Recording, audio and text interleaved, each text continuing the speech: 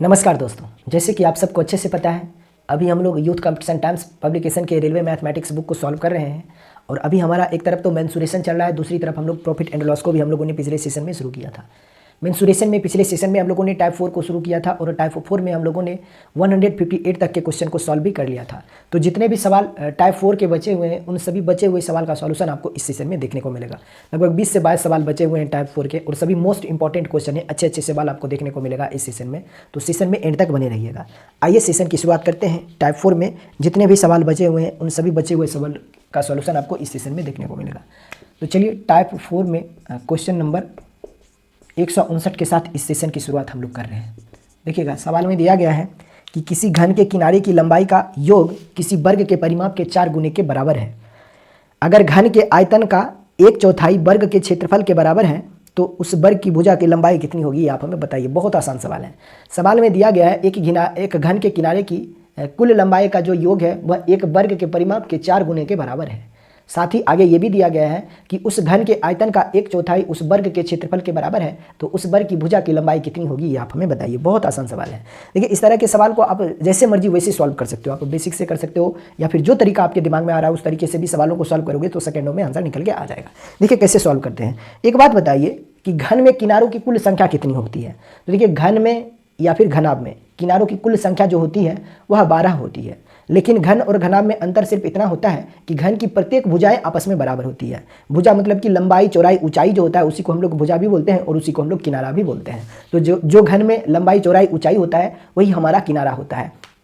तो घन की प्रत्येक भुजाएं आपस में बराबर होती है, लंबाई, चौड़ाई, ऊंचाई आपस में बराबर होती है। क्यों होती है? तो घन जो होता है वह दो समान वर्गों के मिलने से बनता है। दो समान वर्ग को एक दूसरे के ऊपर कुछ ऊंचाई पर इस प्रकार से ले जाकर उसको बांध दोगे, धागा से चारों कॉर्नर को बांध दोगे तो एक क्यूब बन जाता है। तो उसकी लंबाई, चौड़ाई, ऊंचाई आपस में समान हो जाती है। इसलिए कहा जाता है कि घन की प्रत्येक भुजाएं आपस में समान होती है। लेकिन घनाभ में लंबाई, चौड़ाई, ऊंचाई आपस में समान नहीं होता है, अलग अलग होता है। क्योंकि घनाभ जो होता है वह दो आयत के मिलने से बनता है। लेकिन वर्ग जो होता है वह दो समान वर्गों के मिलने से बनता है। इसलिए लंबाई, चौड़ाई, ऊंचाई सभी आपस में बराबर होते हैं, और जो लंबाई, चौड़ाई, ऊंचाई होता है वही उसका किनारा भी कहलाता है। तो घन में किनारों की कुल संख्या जो होती है वह 12 होती है, और प्रत्येक किनारे की लंबाई जो होगा वह समान होगा। तो मैंने मान लिया कि उस घन की प्रत्येक किनारे की लंबाई जो होगा वह a यूनिट का होगा। अगर उस घन की प्रत्येक भुजा की लंबाई यानी प्रत्येक किनारा की लंबाई a यूनिट है, तो उस घन में कुल 12 किनारे हैं, तो 12 किनारों की कुल लंबाई का योग जो होगा वह इतना हो जाएगा। अगर प्रत्येक किनारे की लंबाई a यूनिट है तो 12 किनारों की कुल लंबाई जो होगा वह इतना होगा। अब आगे सवाल में दिया गया है कि उस घन के किनारों की लंबाई का जो कुल योग होगा वह एक वर्ग के परिमाप के 4 गुने के बराबर होगा। तो मैंने मान लिया एक वर्ग है जिसकी प्रत्येक भुजा की लंबाई b यूनिट है, तो उस वर्ग का परिमाप जो हो जाएगा वह इतना होगा। वर्ग का परिमाप होता है 4 गुने वर्ग की एक भुजा, तो वर्ग का परिमाप इतना होगा। तो सवाल में बोला गया है कि घन के किनारे की लंबाई का कुल योग उस वर्ग के परिमाप के 4 गुने के बराबर है, ऐसा सवाल में दिया गया है। साथ ही यह भी दिया गया है कि घन के आयतन का 1/4 इस वर्ग के क्षेत्रफल के बराबर होगा जिस वर्ग की भुजा की लंबाई आपने b माना है। अब आप क्या करो, आपसे सिर्फ इतना पूछा जा रहा है कि इस वर्ग की भुजा की लंबाई कितनी होगी जिस वर्ग की भुजा की लंबाई को आपने b माना है, यानी b की वैल्यू कितनी होगी ये आप हमें बताइए। तो आप कहोगे सर b की वैल्यू यहाँ से आप निकाल दीजिए, a के फॉर्म में आ जाएगा। लेकिन a के फॉर्म में तो आंसर नहीं चाहिए ना, ये हमें चाहिए b की एग्जैक्ट वैल्यू रेशियो के फॉर्म में, या जो ऑप्शन दे रखा है उस फॉर्म में। देखिए यहाँ से भी जो ऑप्शन दिया गया वो बेसिकली एक रेशियो ही दिया गया है, इस फॉर्म में उत्तर आएगा क्योंकि एग्जैक्ट वैल्यू नहीं दिया गया है। तो यहाँ से भी b की वैल्यू अगर आप निकालते हो ना, ये और v की वैल्यू जब आप कैलकुलेट करोगे तो एक रेशियो मिलेगा। तो जब रेशियो निकालोगे तो यहाँ 2-3 में ऑप्शन मैच करना शुरू हो जाएगा। तो एग्जैक्ट आंसर कैसे हम लोग निकाल सकते हैं वो देखिए।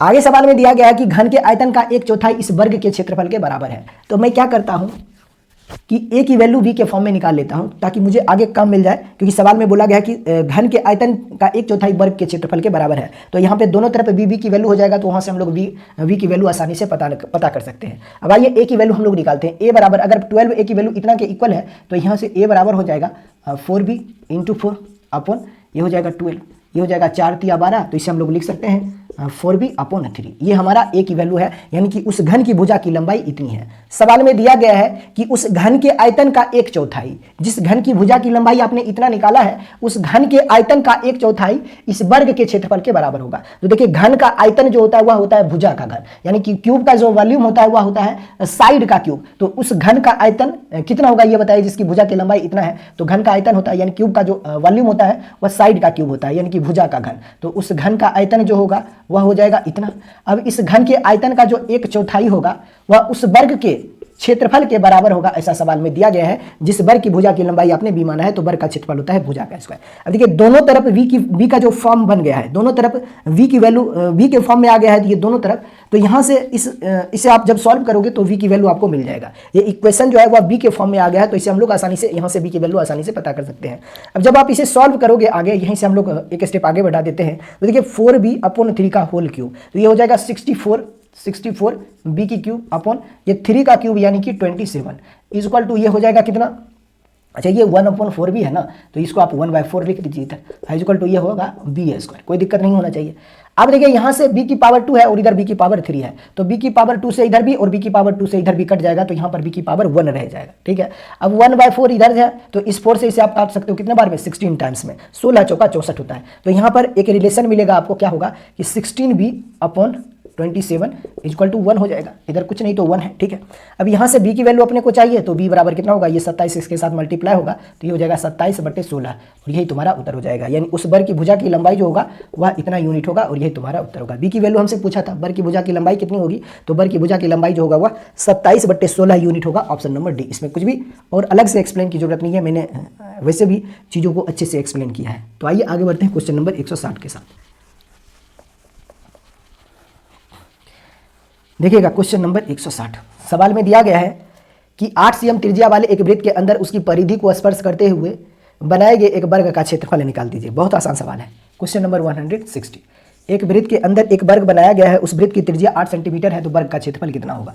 मान लीजिए ये हमारा एक वृत्त है जिसकी त्रिज्या अपने को सवाल में दिया गया है कितना है, 8 सेंटीमीटर है।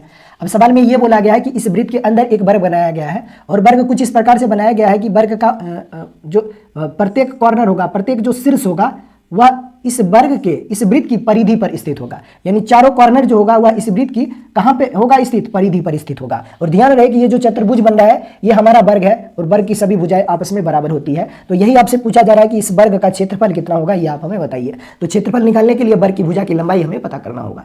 ए की वैल्यू कैसे निकालते हैं वो देखिए।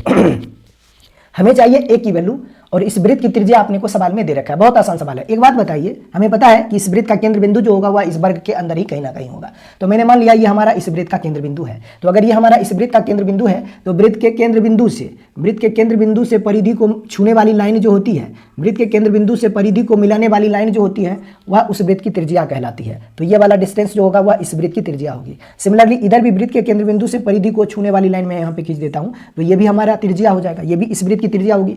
वृत्त के केंद्र बिंदु से परिधि को छूने वाली लाइन त्रिज्या होती है। एक बात मुझे बताइए कि ये वाला जो पूरा डिस्टेंस है ये इस वृत्त की व्यास होगा कि नहीं होगा। आप कहोगे सर बिल्कुल होगा, क्योंकि व्यास के द्वारा ही परिधि पे 90 डिग्री का कोण बनता है। और वैसे भी ये भी सवाल में अपने को पहले बोल दिया गया है कि इस वृत्त के अंदर जो ये चतुर्भुज बन रहा है यह एक वर्ग है और वर्ग के प्रत्येक कोण जो होते हैं वह 90 डिग्री का होता है। यहाँ पे 90 डिग्री क्यों होता है, तो यही रीजन होता है कि व्यास के द्वारा परिधि पे 90 डिग्री का कोण बनता है। तो ये तो फिक्स हो गया ना कि ये हमारा इस वृत्त का व्यास होगा। और अगर ये इस वृत्त का व्यास है, अगर ये हमारा इस वृत्त की व्यास है तो व्यास की जो लंबाई होगी वह कितनी होगी, r + r यानी कि 2r।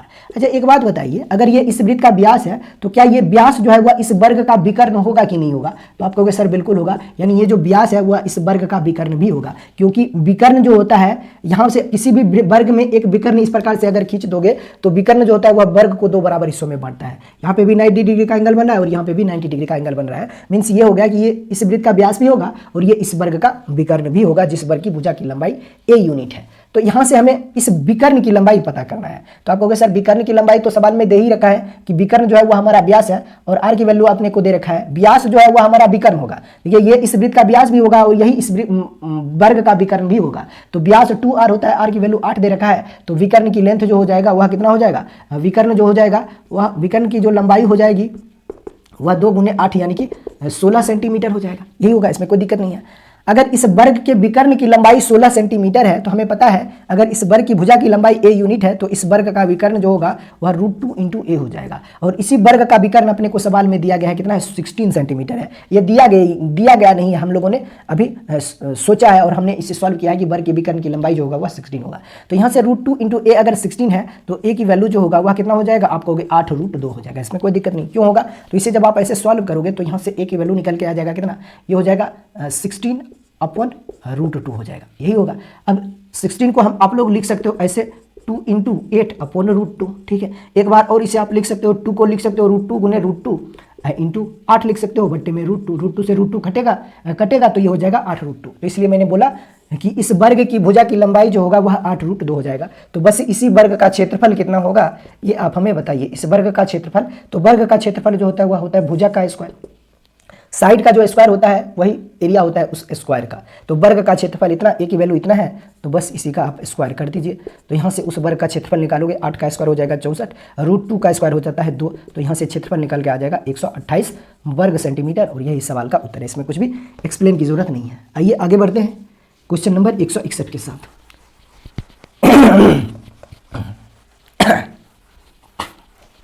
क्वेश्चन नंबर 161 को देखिएगा। क्वेश्चन नंबर 161 को देखिएगा। कुछ ऐसा ही सवाल दिया गया है, एक वृत्त है और उसके अंदर निर्मित ए भुजा वाला वर्ग है, तो सन्निहित भाग का क्षेत्रफल कितना होगा ये आप हमें बताइए। मतलब एक वृत्त इस प्रकार से बनाया गया है और इस वृत्त के अंदर एक वर्ग बनाया गया है इस प्रकार से। यहाँ पर मान लीजिए कि ये हमारा वर्ग है।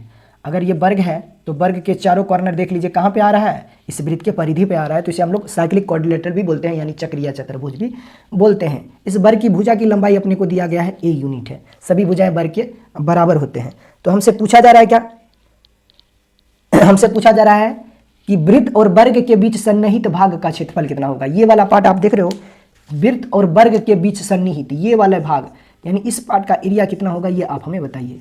सिंपल सी बात है, वृत्त के क्षेत्रफल में से वर्ग के क्षेत्रफल को माइनस कर दीजिए तो सन्निहित भाग का क्षेत्रफल निकल आ जाएगा। वर्ग का क्षेत्रफल तो हम लोग पता कर सकते हैं क्योंकि साइड की लेंथ अपने को पता है, बस हमें पता करना है कि इस वृत्त की त्रिज्या कितनी होगी। देखिए किसी भी वृत्त के अंदर कोई वर्ग बनाया जाता है और कोई ऐसा वर्ग बनता है जो जिसकी सभी भुजाएं यानी उस वर्ग का के चारों शीर्ष उस वृत्त के परिधि पर स्थित हो, तो उस वर्ग का जो विकर्ण होता है, उस वर्ग का जो विकर्ण होता है बेसिकली वही उस वृत्त का व्यास भी होता है। ये चीज़ें मैंने आपको पिछले सवाल में भी बताया था। तो ये जो होगा, ये वाला जो पूरा डिस्टेंस होगा, क्योंकि यहाँ पे 90 डिग्री का कोण बनेगा, क्योंकि वर्ग है तो प्रत्येक कोण 90 डिग्री का होता है, और ये 90 डिग्री इसलिए होता है क्योंकि व्यास के द्वारा परिधि पे 90 डिग्री का कोण बनता है। तो ये वाला जो डिस्टेंस है वह इस वर्ग का विकर्ण भी है और ये इस वृत्त का व्यास भी है। तो व्यास जो होगा वह इस वर्ग के विकर्ण के बराबर होगा, यानी उस वृत्त का जो व्यास होगा वह उस वर्ग के विकर्ण के बराबर होगा। ये बात ध्यान रखना है आपको।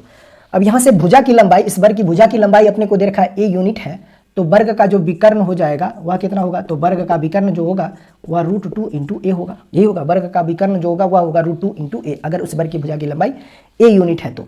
अब हमें पता है कि इस वर्ग का जो विकर्ण है वही इस वृत्त का व्यास भी है। तो अगर व्यास की लंबाई जो है वह व्यास अगर √2 इंटू ए है, अगर व्यास हमारा √2 इंटू ए है तो त्रिज्या कितनी होगी ये हमें बताइए। उस वृत्त की त्रिज्या यानी स्मॉल आर की वैल्यू कितनी होगी, तो वृत्त की त्रिज्या जो होती है वह व्यास की आधी होती है, व्यास की आधी होती है। तो बस √2 इंटू ए को 2 से डिवाइड कीजिए तो ये कट जाएगा इससे, तो यहाँ से स्मॉल आर की वैल्यू आपको मिल गया a/√2, a/√2। तो उस वृत्त, इस वृत्त की त्रिज्या अपने को मिल गया है a/√2, जिस वृत्त के अंदर एक वर्ग बनाया गया है जिसकी भुजा की लंबाई ए यूनिट है। तो वृत्त की त्रिज्या अपने को पता चल गया है। तो बस हमसे पूछा जा रहा है कि रेड जोन का एरिया कितना होगा। तो रेड जोन का जो एरिया हो जाएगा, रेड जोन का जो एरिया हो जाएगा वह कितना होगा, या फिर सन्निहित भाग का जो क्षेत्रफल होगा वह कितना होगा, तो वृत्त के क्षेत्रफल में से वर्ग के क्षेत्रफल को माइनस करना है। तो वृत्त का क्षेत्रफल होता है πr², तो r की वैल्यू जो है वह है a/√2, तो इसका स्क्वायर हो जाएगा a² अपॉन √2 का स्क्वायर होता है कितना 2। तो वृत्त का क्षेत्रफल इतना। तो वृत्त के क्षेत्रफल में से अगर आप वर्ग के क्षेत्रफल को माइनस करते हो जिसकी भुजा की लंबाई a है, तो इस रेड पार्ट जोन का एरिया जो होगा वह इतना हो जाएगा। अब कुछ नहीं करना है, बस इसे आप आगे सॉल्व कर दीजिए। तो जब आप सॉल्व करोगे तो ये आपका हो जाएगा कितना, πa² अपॉन 2। अच्छा, ये 2 इधर आके मल्टीप्लाई होगा इसके साथ, तो ये होगा माइनस का 2a² अपॉन ये हो जाएगा 2। यही हमारा होगा रेड जोन का एरिया, यानी जो सन्निहित भाग है, इस सन्निहित भाग का क्षेत्रफल इतना हो जाएगा πa² माइनस 2a²। देख लीजिए कौन सा ऑप्शन दिया गया है, ऑप्शन नंबर ए इस सवाल का उत्तर है। आप दोनों तरफ से a² कॉमन कर लीजिए तो उत्तर निकल के आ जाएगा कितना हो जाएगा, a² अगर कॉमन करते हो और 2 को बाहर कर लीजिएगा इस नीचे वाले को, तो ये हो जाएगा a² अपॉन 2। अब ब्रैकेट के अंदर रह जाएगा कितना, पाई माइनस a² आपने कॉमन ही कर लिया है, तो यहाँ पे बच जाएगा कितना a², यही होगा ना। तो यह हमारा उत्तर हो जाएगा। देख लीजिए कौन सा उत्तर है। अच्छा, ये 2 यहाँ पर a² कैसे होगा, यहाँ पे 2 हो जाएगा ना, यहाँ पे 2 होगा ना, a² को आपने कॉमन ही कर लिया है तो a² से a² कट ही जाएगा, तो यहाँ पे 2 बच जाएगा। तो यही इस सवाल का उत्तर होगा, ऑप्शन नंबर ए इस सवाल का उत्तर है। बहुत आसान सवाल है। चलिए आगे बढ़ते हैं। भाई 15 फीट है और चौड़ाई 12 फीट है। दीवारों से 1.5 फीट की जगह छोड़कर कमरे में मैट बिछाया जाता है, तो मैट बिछाने की कुल लागत कितना होगा, जबकि प्रति वर्ग फीट मैट बिछाने का जो खर्चा है वह 3.5 रुपया है। तो सबसे पहले मैट का क्षेत्रफल निकाल देते हैं, उसके बाद हम लोग आसानी से पता कर सकते हैं कि मैट का लागत कितना होगा। मैट बिछाने की लागत मूल्य कितनी होगी, 162 नंबर है। सवाल में दिया गया है एक रूम है और रूम जो है वह आयताकार है। ध्यान रखना है कि रूम जो है वह कैसा है, आयताकार है। इस आयताकार रूम की लंबाई जो है वह 15 फीट है और चौड़ाई जो है वह 12 फीट है, ऐसा सवाल में दिया गया है। साथ ही आगे ये भी दिया गया है कि दीवार से 1.5 फीट की जगह छोड़ के, मतलब ये वाला दीवार है, ये चारों तरफ दीवार है, तो 1.5 फीट छोड़कर इस रूम के अंदर एक क्या बनाया जाता है, मैट बिछाया जाता है। तो उस मैट की लागत मूल्य कितनी होगी आप हमें बताइए। चलिए इस रूम के अंदर मैं एक मैट बिछा देता हूँ और ध्यान रहे कि ये वाला जो डिस्टेंस आप देख रहे हो, ये वाला डिस्टेंस ये सभी जगह पे कांस्टेंट होगा, यानी यहाँ से यहाँ तक की लेंथ जो होगा वह कितना होगा, 1.5 फीट होगा, 1.5 फीट होगा। और ये वाला डिस्टेंस जो होगा वह भी 1.5 फीट होगा, ये वाला डिस्टेंस जो होगा वह भी 1.5 होगा, ये वाला जो डिस्टेंस होगा वह भी 1.5 होगा। ऐसा सवाल में दिया गया है कि दीवार से 1.5 फीट की जगह छोड़कर, दीवार से यानी ये सब जगह छोड़कर यहाँ पर मैट बिछाया गया है, ये वाला मैट है। इसी मैट को बिछाने की इसकी लागत मूल्य कितनी होगी, जबकि प्रति वर्ग फीट मैट अगर बिछाया जाता है तो उसकी कुल लागत जो है वह सवाल में दिया गया है 3.5 रुपया। इतना रुपया प्रति वर्ग फीट मैट बिछाने की लागत है। तो इस पूरे जगह पर अगर मैट बिछाया जाए तो इसकी का कुल खर्च कितना होगा, तो इसके लिए इस मैट का क्षेत्रफल अपने को चाहिए। तो मैट का क्षेत्रफल कैसे हम लोग निकालेंगे, बहुत आसान है, कुछ नहीं करना है। आपको क्या करना है, एक बात मुझे बताइए सबसे पहले, इस मैट का क्षेत्रफल अपने को चाहिए, यानी यही ना आपसे पूछा है कि दर से मैट बिछाया जाता है तो मैट का क्षेत्रफल कितना होगा, ये आप हमें बताइए। मैट की लागत कितनी होगी ये आप हमें बताइए, ठीक है, कोई बात नहीं है। अच्छा एक बात मुझे बताइए, अगर रूम से 1.5 फीट इधर भी आप छोड़ रहे हो और 1.5 फीट इधर भी छोड़ रहे हो और रूम से इधर भी 1.5 फीट छोड़ रहे हो, तो जो मैट आप बिछा रहे हो उस मैट की भुजा की लंबाई कितनी होगी, कोई आप हमें बता सकते हो। आपको सर सिंपल सी बात है, अपने को इतना पता है कि यहाँ से यहाँ तक का जो डिस्टेंस है पूरा, पता नहीं कुछ इशू हो गया है क्या, ठीक है, हमें सिर्फ इतना पता करना है, अपने को सिर्फ इतना जानना है कि इस मैट की भुजा की लंबाई कितनी हो। अच्छा ये मैट जो होगा वह वर्गाकार होगा कि नहीं होगा, ये आप हमें बताइए। सबसे पहले ये बताइए इस मैट की भुजा की लंबाई कितनी होगी, तो आपको सर सिंपल सी बात है कि यहाँ से यहाँ तक का जो डिस्टेंस है पूरा वह 15 फीट है। और ध्यान रहे कि यहाँ से यहाँ तक की लेंथ जो है वह 1.5 फीट है और यहाँ से यहाँ तक की जो डिस्टेंस है वह भी 1.5 फीट है। तो यहाँ से ये पॉइंट ए है और ये पॉइंट हमारा बी है, तो ए और बी की लेंथ जो होगा वह कितना होगा, तो आप कहोगे 15 फीट है। जितना डिस्टेंस यहाँ से यहाँ तक का होगा उतना डिस्टेंस ये वाला होगा। तो यहाँ से यहाँ तक ए बी की लेंथ जो होगा ये पूरा डिस्टेंस 15 फीट है, जिसमें से ये वाला डिस्टेंस 1.5 फीट है और ये भी हमारा 1.5 फीट है। तो ये वाला डिस्टेंस कितना होगा, तो आप कहोगे कि 15 फीट में से इस पूरे लंबाई में से 1.5 फीट ये वाला और 1.5 फीट ये वाला माइनस कर दीजिए, तो इस मैट की लंबाई आपको मिल जाएगा, ठीक है। तो ये हो जाएगा यहाँ से यहाँ तक की जो डिस्टेंस होगा वह कितना होगा 15, अब माइनस कितना होगा 1.5 इधर और 1.5 इधर, यानी कि 15 - 3, यानी ये वाला जो डिस्टेंस हो जाएगा वह कितना हो जाएगा 12 फीट हो जाएगा। यानी इस मैट की जो लंबाई हो जाएगी वह 12 फीट हो जाएगी, ठीक है। अब ये वाला डिस्टेंस देखिएगा, यहाँ से यहाँ तक की जो डिस्टेंस होगी वह कितना होगा ये हमें जानना है। तो आप कहोगे सर सिंपल सी बात है, ये पूरा 12 फीट है, ये अपने को दिया गया है 12 फीट है, ये पूरा 12 फीट है, जिसमें से ये वाला डिस्टेंस जो है वह भी 1.5 है और ये वाला डिस्टेंस जो है वह भी 1.5 फीट है। तो ये वाला डिस्टेंस कितना होगा, तो 12 में से 1.5 फीट ये वाला और 1.5 फीट ये वाला माइनस कर दीजिए, तो इस मैट की चौड़ाई आपको मिल जाएगा। 12 में कुल मिलाकर 1.5 फीट 3 फीट, यानी 12 में से 3 को अगर माइनस करते हैं तो इस मैट की चौड़ाई अपने को मिल गया है 9 यूनिट वर्ग। इस मैट की लंबाई 12 फीट है और चौड़ाई 9 फीट है। तो बस हमने पता करना है इस मैट का क्षेत्रफल कितना होगा। तो मैट का क्षेत्रफल जो हो जाएगा वह कितना हो जाएगा, तो मैट का जो क्षेत्रफल हो जाएगा, चूंकि आयताकार मैट है तो मैट का क्षेत्रफल हो जाएगा लंबाई गुने चौड़ाई। लंबाई है 12 और चौड़ाई है 9, तो मैट का क्षेत्रफल जो होगा वह 108 वर्ग फीट हो जाएगा, 108 वर्ग फीट होगा। प्रति वर्ग फीट मैट बिछाने का लागत जो है वह 3.5 रुपया है।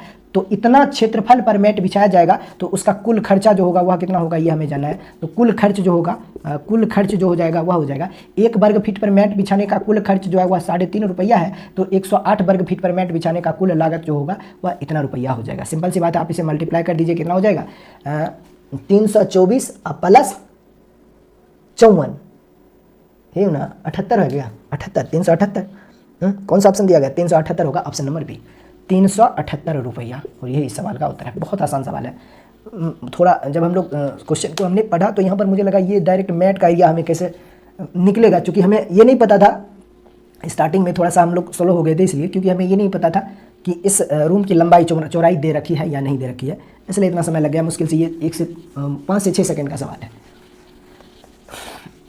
आइए आगे बढ़ते हैं क्वेश्चन नंबर 163 की ओर। क्वेश्चन नंबर 163 को देखिएगा। सवाल में दिया गया है एक वर्गाकार खेत का क्षेत्रफल 24,200 वर्ग मीटर है।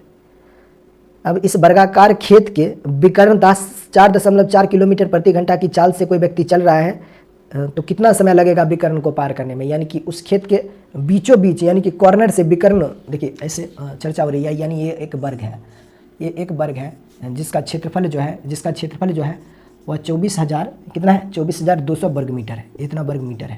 ठीक है, इसका क्षेत्रफल इतना वर्ग मीटर है। कोई व्यक्ति है जो इस वर्ग के विकर्णता, इस खेत के विकर्णता, यानी यहाँ से चलना शुरू करता है और यहाँ तक आना चाहता है, और उस व्यक्ति की गति जो है वह 4.4 किलोमीटर प्रति घंटा है, तो इस दूरी को तय करने में कितना समय लगेगा। तो आप कहोगे सर सिंपल सी बात है कि वर्ग का क्षेत्रफल इतना है, तो यहाँ से आप उस वर्ग की भुजा की लंबाई आसानी से पता कर सकते हो। वर्ग की भुजा की लंबाई हो जाएगा कितना, 110√2 हो जाएगा ना। आप इसको कैसे लिख सकते हो ये बताइए। अगर a² बराबर 24,200 वर्ग मीटर है, तो यहाँ से a बराबर हो जाएगा √, यही होगा ना। तो यहाँ से a की वैल्यू आप निकाल सकते हो, कैसे, पेयर बना दीजिए। इसे हम 242 को हम लोग क्या लिख सकते हैं, 121 गुना 2 इंटू ये हो जाएगा 100, कोई दिक्कत नहीं। 242 को हमने ऐसे लिख दिया, और इधर 2 जीरो था तो यहाँ से 100 को हमने ऐसे लिख दिया। अब देखिए इसका स्क्वायर रूट सबसे पहले निकालिए, चूँकि 100 है तो 100 का स्क्वायर रूट जो होता है वह होता है 10। सिमिलरली 121 जो है वह भी परफेक्ट स्क्वायर नंबर है, तो इसका भी स्क्वायर रूट आप निकाल दीजिए 11। अब रूट के अंदर रह गया है कितना, 2, तो यहाँ से a की वैल्यू आपने निकाल दिया है 110√2 मीटर। अब a की वैल्यू अगर इतना है, इस वर्ग की भुजा की लंबाई अगर 110√2 मीटर है, तो विकर्ण की लंबाई सबसे पहले निकालिए। डायगोनल जो होता है, यानी कि जिसे हम लोग विकर्ण कहते हैं, विकर्ण की लंबाई होता है √2 इंटू a। अब हमें पता है कि a की वैल्यू अपने को पता है कितना है, 110√2 है, तो यहाँ से विकर्ण की लंबाई आपको मिल जाएगा कितना, √2 गुने √2, 110 गुने 2, यानी कि 220 मीटर। यानी अपने को मालूम चल गया है कि यहाँ से यहाँ तक की जो टोटल डिस्टेंस है वह 220 मीटर है। तो इस 220 मीटर की दूरी को कोई व्यक्ति 4.4 किलोमीटर प्रति घंटा की रफ्तार से तय करना चाहे तो कितना समय लगेगा, ये आप हमें बताइए। t बराबर होता है डिस्टेंस अपॉन स्पीड, यही होता है। तो यहाँ से टाइम अपने को निकालना है।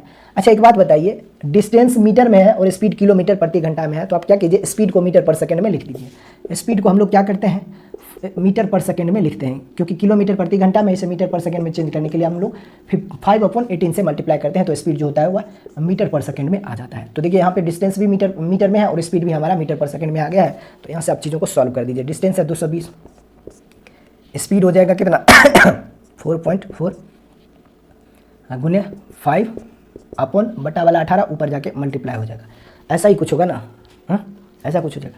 अब ये पॉइंट नीचे से हटाओगे ना, तो यहाँ पर आप एक पॉइंट लगा दीजिए, आप इससे सिंपली सॉल्व कर दीजिए। 11 चौका 44 होता है, 11 दूना 22 हो जाएगा, यहाँ पे 2 जीरो लगाना पड़ेगा। सिमिलरली ये हो जाएगा 5 चौका 20, 10 बार में कट जाएगा ना, यहाँ पे हो जाएगा कितना 180 सेकेंड। टाइम जो आया है वह 180 सेकेंड, और 180 सेकेंड को हम लोग बोलते हैं कितना, 3 मिनट। यही तुम्हारा उत्तर हो जाएगा। यानी कि अगर कोई व्यक्ति इस विकर्ण की लंबाई को पार करना चाहे जिसकी लंबाई 220 मीटर है, तो कितना समय लगेगा, 3 मिनट का समय लगेगा। ऑप्शन नंबर ए ये तुम्हारा उत्तर है। चलिए आगे क्वेश्चन नंबर 164 की ओर। 164 को देखिएगा। कहा है कि 2 वर्गों के क्षेत्रफल का अंतर 32 वर्ग सेंटीमीटर और उनकी भुजाओं का अंतर 4 सेंटीमीटर है, तो दोनों वर्गों की भुजाओं का मान ज्ञात कीजिए। देखिएगा ऐसे सवालों को सॉल्व करने के जो सबसे बेस्ट तरीके होते हैं वो तरीका आप देख लीजिए।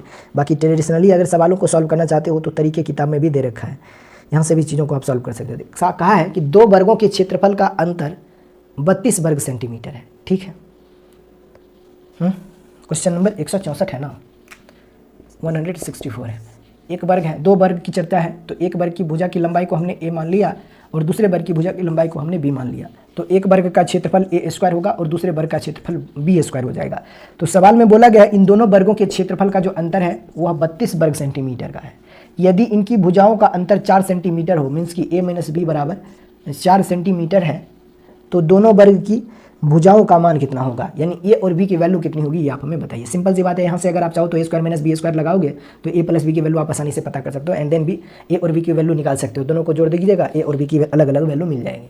लेकिन इतना करने की भी कोई ज़रूरत नहीं है। अब ऑप्शन को देखिएगा, आप सिर्फ ऑप्शन को देखिएगा। ऑप्शन नंबर ए में दिया गया है क्या, ऑप्शन नंबर ए में दिया गया है 6 सेंटीमीटर और 2 सेंटीमीटर। हमसे क्या पूछा जा रहा है कि उस दोनों वर्ग की भुजा की लंबाई क्या होगी जिसके क्षेत्रफल का अंतर 32 सेंटीमीटर हो और उन दोनों वर्गों के भुजाओं के बीच का अंतर 4 सेंटीमीटर हो। तो यहाँ पर अगर ए की वैल्यू हमने 6 ले लिया और बी की वैल्यू हमने 2 ले लिया, बस हमें चेक करना चाहते हैं क्या हमारा उत्तर ऑप्शन नंबर ए हो सकता है कि नहीं हो सकता है। तो यहाँ पे देखिए क्या ए माइनस बी बराबर 4 आ रहा है, तो आपको बिल्कुल आ रहा है 6 माइनस 2 4 आ रहा है, राइट। क्या इसके क्षेत्रफल के बीच का अंतर 32 आ रहा है, तो देखिए 6 का स्क्वायर माइनस 2 का स्क्वायर, ये होगा 36 माइनस 4, यहाँ पर 32 आ रहा है, मतलब कि यही हमारा उत्तर होगा ऑप्शन नंबर ए। यानी कि दोनों वर्ग की भुजा की लंबाई जो होगा वह क्या हो सकता है, एक 6 होगा तो दूसरा जो होगा वह 2 सेंटीमीटर होगा। Option number A is the right answer. चलिए आगे बढ़ते हैं। बाकी अगर आप सॉल्व करना चाहते हो तो ए स्क्वायर माइनस बी स्क्वायर बराबर अगर इतना है तो यहाँ से आप क्या कीजिए, इसे हम लोग लिख सकते हैं स्क्वायर माइनस बी स्क्वायर को ए minus B into a plus B बराबर 32 है। ए माइनस बी की वैल्यू अपने को दे रखा है यहाँ पर 4, तो यहाँ पे 4 into a plus b equal to 32 हो जाएगा, ये हो जाएगा 8। तो यहाँ से a प्लस बी की वैल्यू आपके पास आ गया है 8, a माइनस बी की ऑलरेडी वैल्यू अपने को पता है 4 है। तो यहाँ से आप चीज़ों को, दोनों इक्वेशन को आप क्या कर दीजिए, जोड़ दीजिए या फिर घटा दीजिए, तो वहाँ से भी आंसर निकल के आ जाएगा। चलिए आगे बढ़ते हैं क्वेश्चन नंबर 165 की ओर। सवाल में दिया गया है कि एक वर्ग का परिमाप 32 मीटर है और दूसरे का 24 मीटर है। एक वर्ग का परिमाप 32 मीटर और दूसरे का 24 मीटर है। उस वर्ग का विकर्ण ज्ञात करें जिसका क्षेत्रफल इन दोनों वर्गों के क्षेत्रफल के बराबर है।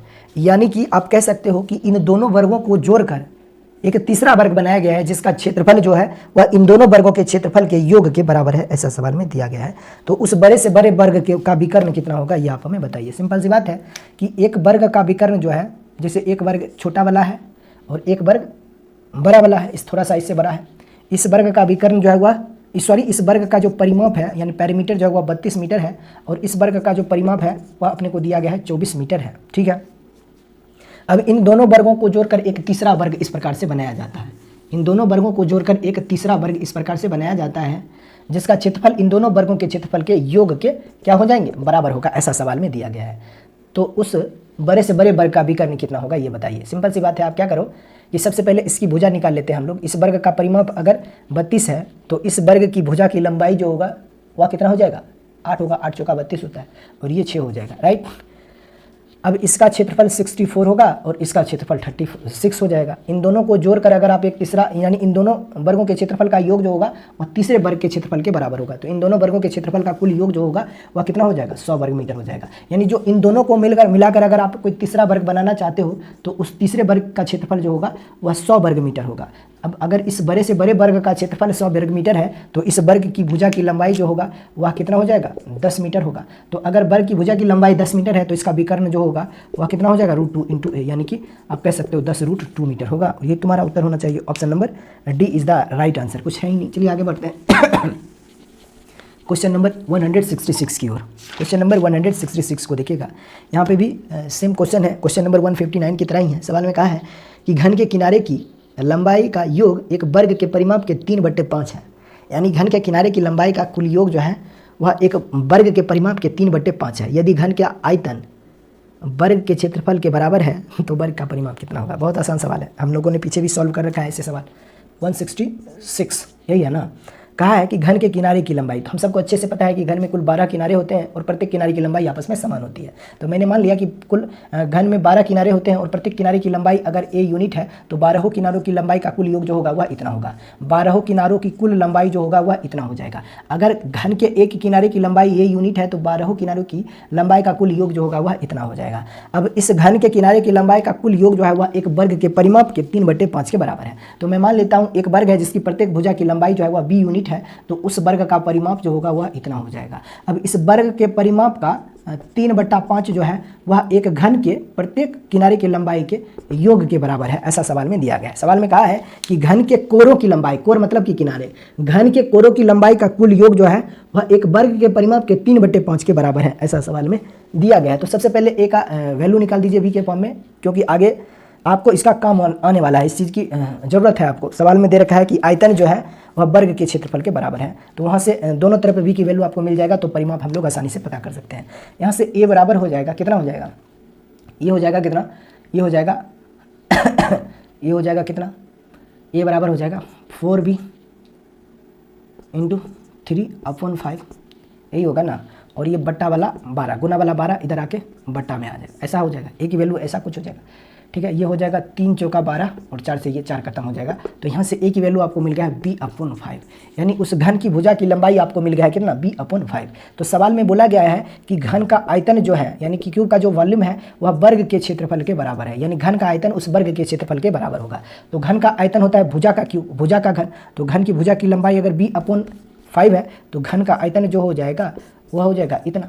वर्ग की भुजा की लंबाई b है तो वर्ग का क्षेत्रफल जो हो जाएगा वह हो जाएगा इतना, यही होगा। तो घन का आयतन जो है वह वर्ग के क्षेत्रफल के बराबर है, ऐसा सवाल में दिया गया है। इसे जब आप एक स्टेप और आगे सॉल्व करोगे तो यहाँ भी देखिए आंसर हमारा यहीं से निकल के आ जाएगा। चूंकि हमें यहाँ पे सॉल्व करना है तो चीज़ों को स्टेप बाय स्टेप हमें करना होता है। तो ये हमारा हो जाएगा b³/125 एंड ये हो जाएगा b², ये वाला। तो b² से इधर भी और b² से इधर भी कट जाएगा, तो यहाँ से b⁻1 हो जाएगा। तो यहाँ से आप एक चीज़ नोट करोगे कि v की वैल्यू आपको मिला है 125 यूनिट, 125 यूनिट, यानी उस वर्ग की भुजा की लंबाई आपने निकाल दिया है 125 यूनिट। उस वर्ग की भुजा की लंबाई आपने निकाल दिया है 125 यूनिट। अगर वर्ग की भुजा की लंबाई 125 यूनिट है तो उस वर्ग का परिमाप कितना होगा, तो वर्ग का परिमाप होता है 4 इंटू वर्ग की एक भुजा, तो ये हो जाएगा 4 गुने 125, यानी कि उत्तर आ जाएगा कितना, 125 चौका होता है 500 फीट, 500 मीटर, या सॉरी 500 यूनिट होगा। चूँकि हमें सवाल में ये नहीं दिया गया है कि भुजा जो है वह घन के किनारे की लंबाई इतना यूनिट है, इतना सेंटीमीटर है या फिर इतना मीटर है। तो यहाँ से उस वर्ग का परिमाप जो होगा वह 500 यूनिट होगा और यही सवाल का उत्तर हो जाएगा। कौन सा ऑप्शन दिया गया है, ऑप्शन नंबर ए इस सवाल का उत्तर है। क्वेश्चन नंबर 167 को देखिएगा। सवाल में दिया गया है एक 10 मीटर की भुजाओं के वर्गाकार कमरे के मध्य क्षेत्र को वर्गाकार टंकी गलीचे से और बचे हुए फर्श को ऑयल क्लॉथ से ढका जाता है। गलीचे और ऑयल क्लॉथ का क्रमशः मूल्य 15 रुपया और 6.5 रुपया प्रति वर्ग मीटर है और इनका कुल खर्च 1338.5 रुपया है। तो ऑयल क्लॉथ के बॉर्डर की चौड़ाई कितनी होगी, आप हमें बताइए। अच्छा सवाल है, दिखने में आपको लग रहा होगा कैलकुलेटिव होगा, लेकिन ये कैलकुलेटिव नहीं है, बहुत आसान सवाल है। देखिए कैसे सवालों को हम सॉल्व कर सकते हैं वो देखिएगा। फिगर में ही सब कुछ है तो फिगर को अच्छे से समझिएगा। हमसे पूछा जा रहा है ऑयल क्लॉथ के बॉर्डर की चौड़ाई कितनी होगी, ये आप हमें बताइए। ठीक है, एक रूम का कमरा है और रूम जो है वो वर्गाकार है। उस वर्गाकार रूम की प्रत्येक भुजा की लंबाई 10 मीटर है। उस रूम के बीचों बीच, यानी कि रूम के कमरे के मध्य क्षेत्र को वर्गाकार टंकी गलीचे से और बचे हुए फर्श को ऑयल क्लॉथ से ढका जाता है। तो सबसे पहले तो वर्गाकार टंकी का गलीचा हमें ढूंढना है कि कहाँ पे लगाना होगा। तो एक रूम का कमरा है और रूम जो है वह वर्गाकार है। इस प्रकार से रूम जो है वह वर्गाकार है।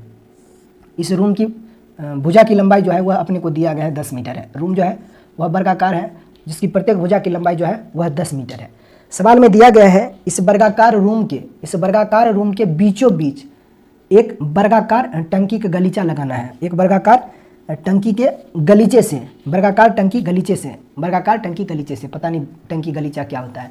मतलब इस वर्गाकार रूम के जिसकी प्रत्येक भुजा की लंबाई 10 मीटर है, इस वर्गाकार रूम के बीचों बीच एक वर्गाकार टंकी का गलीचा लगाना है। तो चलिए एक वर्गाकार टंकी का गलीचा हम लोग लगाते हैं इस वर्गाकार रूम के बीचों बीच। यहाँ पर एक वर्गाकार टंकी का गलीचा मैंने लगा दिया। ठीक है। और मैंने मान लिया कि इस वर्गाकार टंकी के गलीचे की प्रत्येक भुजा की लंबाई जो है वह a यूनिट है, यानी ये वाला जो डिस्टेंस है वह हमारा a यूनिट है। चूँकि वर्गाकार है तो प्रत्येक डिस्टेंस जो होगा, प्रत्येक भुजा की लंबाई a यूनिट होगा। यानी ये जो है वो हमारा वर्गाकार टंकी का गलीचा है। इस रूम के बीचों बीच हमने जो लगाया हुआ वर्गाकार टंकी का गलीचा, और जो शेष भाग आप देख रहे हो यहाँ पर ऑयल क्लॉथ से इसको ढकना है। यानी शेष वाला जो पार्ट आप देख रहे हो, ये जो रिमेनिंग पार्ट है, ये वाला हिस्सा, यहाँ पर ऑयल क्लॉथ लगाना है। अब हमसे यही पूछा जा रहा है कि ऑयल क्लॉथ के बॉर्डर की चौड़ाई कितनी होगी, ये आप हमें बताइए। देखिए ये जो वर्गाकार टंकी का गलीचा है या रूम के बीचों बीच है, तो हमसे ये पूछा जा रहा है कि ऑयल क्लॉथ की चौड़ाई कितनी होगी। ऑयल क्लॉथ जहाँ पे बिछाना है उसके बॉर्डर की चौड़ाई कितनी होगी। तो देखिए ये वाला जो हिस्सा है यहाँ पर ऑयल क्लॉथ लगाना है, तो इसकी बॉर्डर की चौड़ाई, मतलब कि ये वाला डिस्टेंस आपसे पूछा जा रहा है, यहाँ से यहाँ तक का डिस्टेंस कितना होगा ये बताइए। ये वाला जो डिस्टेंस कितना होगा ये वाला बताइए। ये देखिए ये सभी डिस्टेंस आपस में इक्वल होंगे क्योंकि ये वर्गाकार टंकी का जो गलीचा है वह इस रूम के बीचों बीच है। तो ध्यान रखना है कि ये सभी आपस में इक्वल होगा। तो मैंने माना कि इसके बॉर्डर की चौड़ाई जो होगा वह बी यूनिट होगा। यानी यहाँ से यहाँ तक अगर बी है तो ये भी हमारा बी यूनिट होगा और ये भी हमारा बी यूनिट होगा। देखिए फिगर को थोड़ा सा सही से आपको बनाना है, ये बीचों बीच नहीं, हल्का इधर खिसक गया। अगर इसको आप इधर लाते हो तो यहाँ पे आपको सब जगह पर ये दिखाई देगा कि बॉर्डर की चौड़ाई जो है वह सभी जगह पे समान हो जाएगा। लेकिन मान लीजिए ना कि बॉर्डर की चौड़ाई है तो ये सभी जगह समान ही होगा। तो बस यही आपसे पूछा जा रहा है कि बी की वैल्यू कितनी होगी, ऑयल क्लॉथ के बॉर्डर की चौड़ाई कितनी होगी, ये आप हमें बताइए। यहाँ पर ऑयल क्लॉथ बिछाया जाना है और यहाँ पर वर्गाकार टंकी का गलीचा। सवाल में दिया गया है कि वर्गाकार टंकी के गलीचा बिछाने का जो खर्चा है वह प्रति वर्ग मीटर 15 रुपया है। यानी कि गलीचा, वर्गाकार टंकी का गलीचा लगाने का जो खर्चा है, वर्गाकार टंकी का गलीचा, टंकी का गलीचा ऐसा ही कुछ है ना, पता नहीं ये क्या होता है। इसका जो खर्चा है वह प्रति वर्ग मीटर खर्चा जो है वह 15 रुपया है। और ऑयल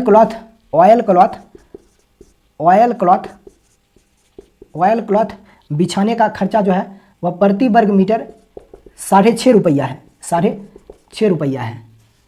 जबकि इस पूरे हिस्से पर जो वर्गाकार टंकी गलीचा लगाया गया है और यहाँ पर जो ऑयल क्लॉथ लगाया गया है, इसका कुल खर्चा जो है वो अपने को सवाल में दिया गया है 1338.5 रुपया है। तो बताइए बॉर्डर की चौड़ाई कितनी होगी। ऑयल क्लॉथ के बॉर्डर की चौड़ाई मतलब बी की वैल्यू अपने को पता करना है। ये वाला जो डिस्टेंस आप देख रहे हो ये सभी डिस्टेंस आपस में इक्वल होंगे, क्योंकि ये वर्गाकार टंकी का गलीचा जो है वह इस रूम के बीचों बीच स्थित है। ये ध्यान रखना है आपको। मुझे एक बात बताइए सबसे पहले कि इस वर्गाकार टंकी के गलीचे का मैं क्षेत्रफल निकालना चाहता हूं तो कैसे निकलेगा। तो आपको कहोगे सर सिंपल सी बात है कि चूंकि वर्गाकार टंकी की गलीचे की भुजा की लंबाई अपने को पता है a यूनिट है, तो इस वर्गाकार टंकी के गलीचे का जो कुल क्षेत्रफल हो जाएगा वह हो जाएगा a²। इसमें कोई आपत्ति नहीं होना चाहिए। यानी ये जो पूरा रेड पार्ट आप देख रहे हो इसका कुल क्षेत्रफल जो होगा वह a² हो जाएगा। इसमें कोई आपत्ति नहीं होना चाहिए आपको। अब मैं ये निकालना चाहता हूँ इस ऑयल क्लॉथ का क्षेत्रफल कितना होगा। जहाँ पे ऑयल क्लॉथ बिछाया जाना है उसका कुल क्षेत्रफल कितना होगा, इस हिस्से का क्षेत्रफल कितना होगा ये मैं जानना चाहता हूँ। तो आप कहोगे सर सिंपल सी बात है कि इस पूरे वर्ग के क्षेत्रफल में से इस वर्गाकार टंकी के गलीचे के क्षेत्रफल को माइनस कर दीजिए तो ऑयल क्लॉथ का क्षेत्रफल मिल जाएगा। यानी कि गलीचा का जो क्षेत्रफल हो जाएगा, गलीचा का क्षेत्रफल जो होगा वह होगा a² और ऑयल क्लॉथ का जो क्षेत्रफल हो जाएगा वह कितना होगा ये बताइए। ऑयल क्लॉथ का जो क्षेत्रफल हो जाएगा वह कितना हो जाएगा ये बताइए। कोई बता सकते हो। आप कहोगे कि वर्ग के क्षेत्रफल में से इस वर्गाकार टंकी के गलीचे के क्षेत्रफल को माइनस कर दीजिए। तो वर्ग की प्रत्येक भुजा की लंबाई 10 मीटर है तो इसका क्षेत्रफल हो जाएगा वर्ग का क्षेत्रफल भुजा का स्क्वायर। तो पूरे रूम के कमरे का क्षेत्रफल इतना होगा। रूम के कमरे के क्षेत्रफल में से इस गलीचे के टंकी के क्षेत्रफल को माइनस करना है जिसके क्षेत्रफल a² है।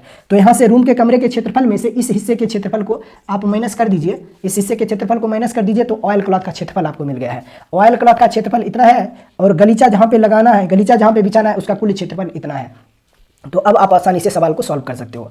एक बात मुझे बताइए, कुल खर्च अपने को सवाल में दिया गया है तो यहाँ से हमें सवाल को सॉल्व करना है। एक बात मुझे बताइए कि अगर प्रति वर्ग मीटर वर्गाकार टंकी गलीचा अगर बिछाया जाना है तो उसका कुल खर्चा जो है, अगर 1 वर्ग मीटर पर गलीचा लगाना है तो उसका खर्च जो है वह 15 रुपया है। और गलीचा हमें कहाँ कितने जगह पर बिछाना है, इतना वर्ग मीटर पर बिछाना है। तो गलीचा बिछाने का जो कुल खर्चा हो जाएगा वह इतना हो जाएगा। अगर 1 वर्ग मीटर पर वर्गाकार टंकी का गलीचा बिछाना है तो उसका कुल खर्च 15 रुपया है और कुल हमें इतने क्षेत्रफल पर गलीचा बिछाना है तो इसका कुल क्षेत्रफल, इसका कुल खर्च जो होगा वह इतना हो जाएगा। सिमिलरली आगे सवाल में दिया गया है कि ऑयल क्लॉथ का जो खर्चा है प्रति वर्ग मीटर 6.5 रुपया है। यानी 1 वर्ग मीटर में अगर हम ऑयल क्लॉथ बिछाना चाहते हैं तो उसका कुल खर्च जो होगा वह 6.5 रुपया हो जाएगा। 1 वर्ग मीटर में अगर हम ऑयल क्लॉथ बिछाते हैं तो उसका कुल खर्च जो होगा वह 6.5 रुपया होगा। और ऑयल क्लॉथ जो हमें बिछाना है वह कुल कितने क्षेत्रफल पर बिछाना है, इतने क्षेत्रफल पर। तो ऑयल क्लॉथ पर बिछाने का कुल खर्चा जो हो जाएगा वह हो जाएगा कितना, इतना हो जाएगा। ऑयल क्लॉथ बिछाने का कुल खर्च इतना हो जाएगा और टंकी का गलीचा बिछाने का कुल खर्च इतना हो जाएगा। और इन दोनों को हम लोग अगर जोड़ देते हैं तो कुल खर्च हमें मिल जाएगा कितना, कुल खर्च जो होगा, यानी यहाँ पर जो ऑयल क्लॉथ आप बिछा रहे हो और जो गलीचा टंकी का गलीचा आप लगा रहे हो उसका कुल खर्च जो होगा वह इतना होगा। और सवाल में दिया गया है कि ऑयल क्लॉथ और गलीचा बिछाने का कुल खर्चा जो है वह सवाल में दिया गया 1338.5 रुपया है। तो यहाँ से आप इसे सॉल्व कर दीजिए इक्वेट करके तो आंसर निकल के आ जाएगा। देखिए कैसे, ये हमारा हो जाएगा कितना 15a², ये हमारा हो जाएगा 15a² प्लस ये हो जाएगा 6.5 को 100 से मल्टीप्लाई करते हो तो ये हो जाएगा आपका 650 और ये हो जाएगा माइनस का 6.5a² इक्वल टू ये हो जाएगा 1338.5 रुपीज़, इतना हो जाएगा। अब इसे बस सॉल्व कर दीजिए, इसमें कोई दिक्कत नहीं है। ये 15a² में से 6.5a² को आप माइनस करते हो तो कितना मिलेगा ये बताइए, 8.5 के करीब मिल जाएगा, ऐसा कुछ मिलेगा। ऐसा ही होगा ना, 15 में से 8.5 मिल जाएगा। हाँ, इन दोनों के बीच का अंतर 8.5 हो जाएगा। एंड ये प्लस का 650 इधर आके माइनस हो जाएगा, तो यहाँ से आपको क्या मिलेगा 8.5 ए स्क्वायर, 8.5 ए स्क्वायर बराबर ये हो जाएगा कितना 1338 में से 650 माइनस होगा तो ये कितना हो जाएगा, ये हो जाएगा अब ये 1338.5 में से 650 माइनस होगा तो ये कितना हो जाएगा 588 प्लस 588.5 प्लस 100 यानी कि 688.5 यही होगा। इस डेसिमल से ये डेसिमल खत्म हो जाएगा। अब इसे आप 17 से दोनों तरफ काट दीजिए, कटने वाला ही है। 17 पचे ये 85 हो जाएगा और ये हो जाएगा 17 चौका 68 0 17 पचे 85 यही होगा। 5 से ये कट जाएगा 5 8 40 5 एकम 5 मीन्स की कह सकते हैं कि ए स्क्वायर बराबर अगर 81 है तो ए बराबर हो जाएगा 9 मीटर, ए बराबर हो जाएगा 9 मीटर। मतलब यहाँ से यहाँ तक की डिस्टेंस जो होगा यानी इस वर्गाकार टंकी के गलीचे का जो डिस्टेंस है ये वाला डिस्टेंस ये हमारा 9 मीटर का हो जाएगा। यानी ए की वैल्यू आपको मिल गया है कितना 9 मीटर। हमसे पूछा क्या है, हमसे पूछा है बी की वैल्यू, तो बी की वैल्यू आप निकाल ही सकते हो ना। अगर आप बताइए 10 में से 9 को घटा दोगे, हमें पता है, एक बात मुझे बताइए कि यहाँ से यहाँ तक का जो टोटल डिस्टेंस होगा वो कितना होगा। अगर मान लीजिए ये पूरा डिस्टेंस ए है तो ये पूरा डिस्टेंस जो होगा वह हो जाएगा कितना, यहाँ से यहाँ तक की जो कुल लंबाई है ये वाला जो डिस्टेंस है वह कितना होगा। तो आपको ये डिस्टेंस बी है, ये डिस्टेंस भी हमारा बी है और ये हमारा ए है, तो टोटल डिस्टेंस जो हो जाएगा वह होगा 2b प्लस ए और यही पूरा डिस्टेंस सवाल में दिया गया है 10 है। तो अपने पास है ए की वैल्यू कितना है 10 है, तो यहाँ पर जब आप 10 रखोगे तो यहाँ से बी की वैल्यू आपको मिल जाएगा कितना हाफ मीटर। ये बी की वैल्यू आपको मिल जाएगा कितना हाफ मीटर, क्योंकि सॉरी ए की वैल्यू 10 नहीं, ए की वैल्यू 9 रखना होगा ना। तो ए की वैल्यू 9 रखोगे तो 9 इधर आके माइनस होगा तो 1 होगा, तो 2b बराबर अगर 1 है तो b की वैल्यू जो होगा वह हाफ मीटर होगा। और ये तुम्हारा उत्तर होगा। कौन सा ऑप्शन है, option number D. Option number D इस सवाल का उत्तर है। थोड़ा सा कैलकुलेटिव है, मुश्किल सवाल नहीं है, प्रैक्टिस होगा तो सवालों को आप लगभग 30 से 40 सेकंड के अंदर सॉल्व कर पाओगे। देखिए ध्यान रखना है कि आप सब ये बात करोगे कि सर आप तो सवाल को सॉल्व करने में इतना समय लगा रहे हो। अब मुझे बताइए कि हर एक चीज़ को मैं 2 से 3 बार रिपीट करता हूँ, इसलिए समय ज़्यादा लगता है चीज़ों को सॉल्व करने में। लेकिन जब आप इसे खुद से सवाल को सॉल्व करोगे ना तो इतना एक्सप्लेन की जरूरत नहीं है और एक ही चीज़ को बार बार रिपीटिशन की भी कोई ज़रूरत नहीं होती है। तो इसलिए आप चीज़ों को हमसे कम से कम 10 गुना कम समय में आप सवालों को सॉल्व कर पाओगे। यही सवाल अगर मैं खुद से सॉल्व करूँगा तो मुश्किल से 5 से 10 सेकंड का सवाल है, उससे ज़्यादा समय नहीं लगेगा। आइए आगे क्वेश्चन नंबर 168 को देखिएगा। सवाल में दिया गया है एक वर्ग के चारों किनारों पर इस प्रकार 4 समान वृत्त बनाए गए हैं कि प्रत्येक वृत्त को अन्य 2 वृत्त स्पर्श करते हैं। वर्ग के मध्य की ओर वृत्तों के परिमाप के बाहर का क्षेत्रफल कितना होगा यदि वर्ग की प्रत्येक भुजा की माप जो है वह 28 सेंटीमीटर हो। बहुत आसान सवाल है। एक वर्ग के चारों किनारे पर 4 समान वृत्त बनाना है और वर्ग की भुजा की लंबाई आपको दे रखा है 28 सेंटीमीटर है। तो हमसे सवाल में क्या पूछा जा रहा है कि वर्ग के मध्य और वृत्त के परिमाप के बाहर भाग का क्षेत्रफल कितना होगा, ये आप हमें बताइए। बहुत आसान सवाल है। चलिए सबसे पहले हम लोग क्या करते हैं, एक वर्ग बना लेते हैं और इसी वर्ग के चारों कॉर्नर पर हमें 4 समान वृत्त बनाना है। चलिए मान लीजिए कि ये हमारा एक स्क्वायर है और इस वर्ग की प्रत्येक भुजा की लंबाई सवाल में दिया गया है 28 सेंटीमीटर है। अब इस वर्ग के चारों कॉर्नर पर, चारों सेल्स पर 4 समान वृत्त बनाना है जिसमें से प्रत्येक वृत्त अन्य 2 वृत्तों को स्पर्श करेगा। तो चलिए 4 समान वृत्त हम लोग बनाते हैं इस प्रकार से। यहाँ पर भी ऐसे करके बना देते हैं, यहाँ पर भी ध्यान रखना है कि फिगर में थोड़ा सा उल्टा सीधा बन रहा होगा, बट ऐसे आपको नहीं करना है। जो तरीका मैं आपको बता रहा हूँ कि 4 समान वृत्त है तो इस प्रकार से बनाना है, ऐसे करके। ये देखिए प्रत्येक अन्य वृत्त जो है, प्रत्येक एक वृत्त अन्य 2 वृत्तों को स्पर्श कर रहा है। कोई भी एक वृत्त जो है वह 2 वृत्तों को स्पर्श, जैसे ये वाला वृत्त देखिए इसको भी स्पर्श कर रहा है, इसको भी, ये वाला वृत्त इसको भी, इसको भी, यानी प्रत्येक एक वृत्त जो है वह अन्य 2 वृत्तों को स्पर्श कर रहा है। वर्ग की भुजा की लंबाई अपने को सवाल में दिया गया 28 सेंटीमीटर, मीन्स की कह सकते हैं ये वाला जो डिस्टेंस है वो सवाल में दिया गया है 28 सेंटीमीटर। कितना दे रखा है, 28 सेंटीमीटर दे रखा है। तो हमसे पूछा जा रहा है कि उस भाग का क्षेत्रफल ज्ञात कीजिए, यानी वर्ग के मध्य की और वृत्त के परिमाप के बाहरी भाग का क्षेत्रफल कितना होगा। वर्ग के मध्य वृत्त के परिमाप के बाहरी हिस्से का क्षेत्रफल, यानी ये वाला पार्ट आप देख रहे हो, ये वाला पार्ट जो है वह वर्ग के मध्य भी है और वृत्त के परिमाप के बाहर भी है। तो इसी भाग का क्षेत्रफल हमसे पूछा जा रहा है। तो कैसे निकलेगा ये आप हमें बताइए। आप कहोगे सर साधारण सी बात है, ये चारों वृत्त जो है ना वह समान है। अगर ये चारों ही वृत्त समान है तो यहाँ पर आपको कुछ नहीं करना है, यहाँ पर आपको कुछ नहीं करना है। हमें पता है कि वर्ग की भुजा की लंबाई 28 सेंटीमीटर है, यानी ये वाला टोटल डिस्टेंस 28 है, तो जितना डिस्टेंस ये वाला होगा उतना ही डिस्टेंस ये होगा, क्योंकि दोनों वृत्त की समान त्रिज्याएं हैं। तो अगर 2r की वैल्यू 28 है तो r की वैल्यू जो होगा वह 14 सेंटीमीटर होगा। यानी इस चारों वृत्त की समान त्रिज्याएं हैं, चारों वृत्त की त्रिज्या जो है वह 14 सेंटीमीटर है। ये भी 14, ये भी 14, ये भी 14, ये सारी चीज़ें अपने को दे रखा है। अच्छा एक बात मुझे बताइए कि ये वाला जो एंगल होगा वह 90 डिग्री का होगा कि नहीं होगा। आप कहोगे सर सिंपल सी बात है, वर्ग है तो इसके प्रत्येक कोण 90 डिग्री का होगा, तो ये प्रत्येक कोण तो 90 डिग्री का होगा ही होगा। अगर ये 90 डिग्री का है तो इस वाले हिस्से को ध्यान से देखिएगा, ये हमारा क्वाड्रेंट है कि नहीं, इस वृत्त का चतुर्थांश है कि नहीं है। आप कहोगे सर बिल्कुल है, ये इस वृत्त का चतुर्थांश है यानी कि क्वाड्रेंट है। तो अगर ये चारों ही सर्कल सेम है तो इसके चारों क्वाड्रेंट जो होंगे वह भी आपस में समान होंगे।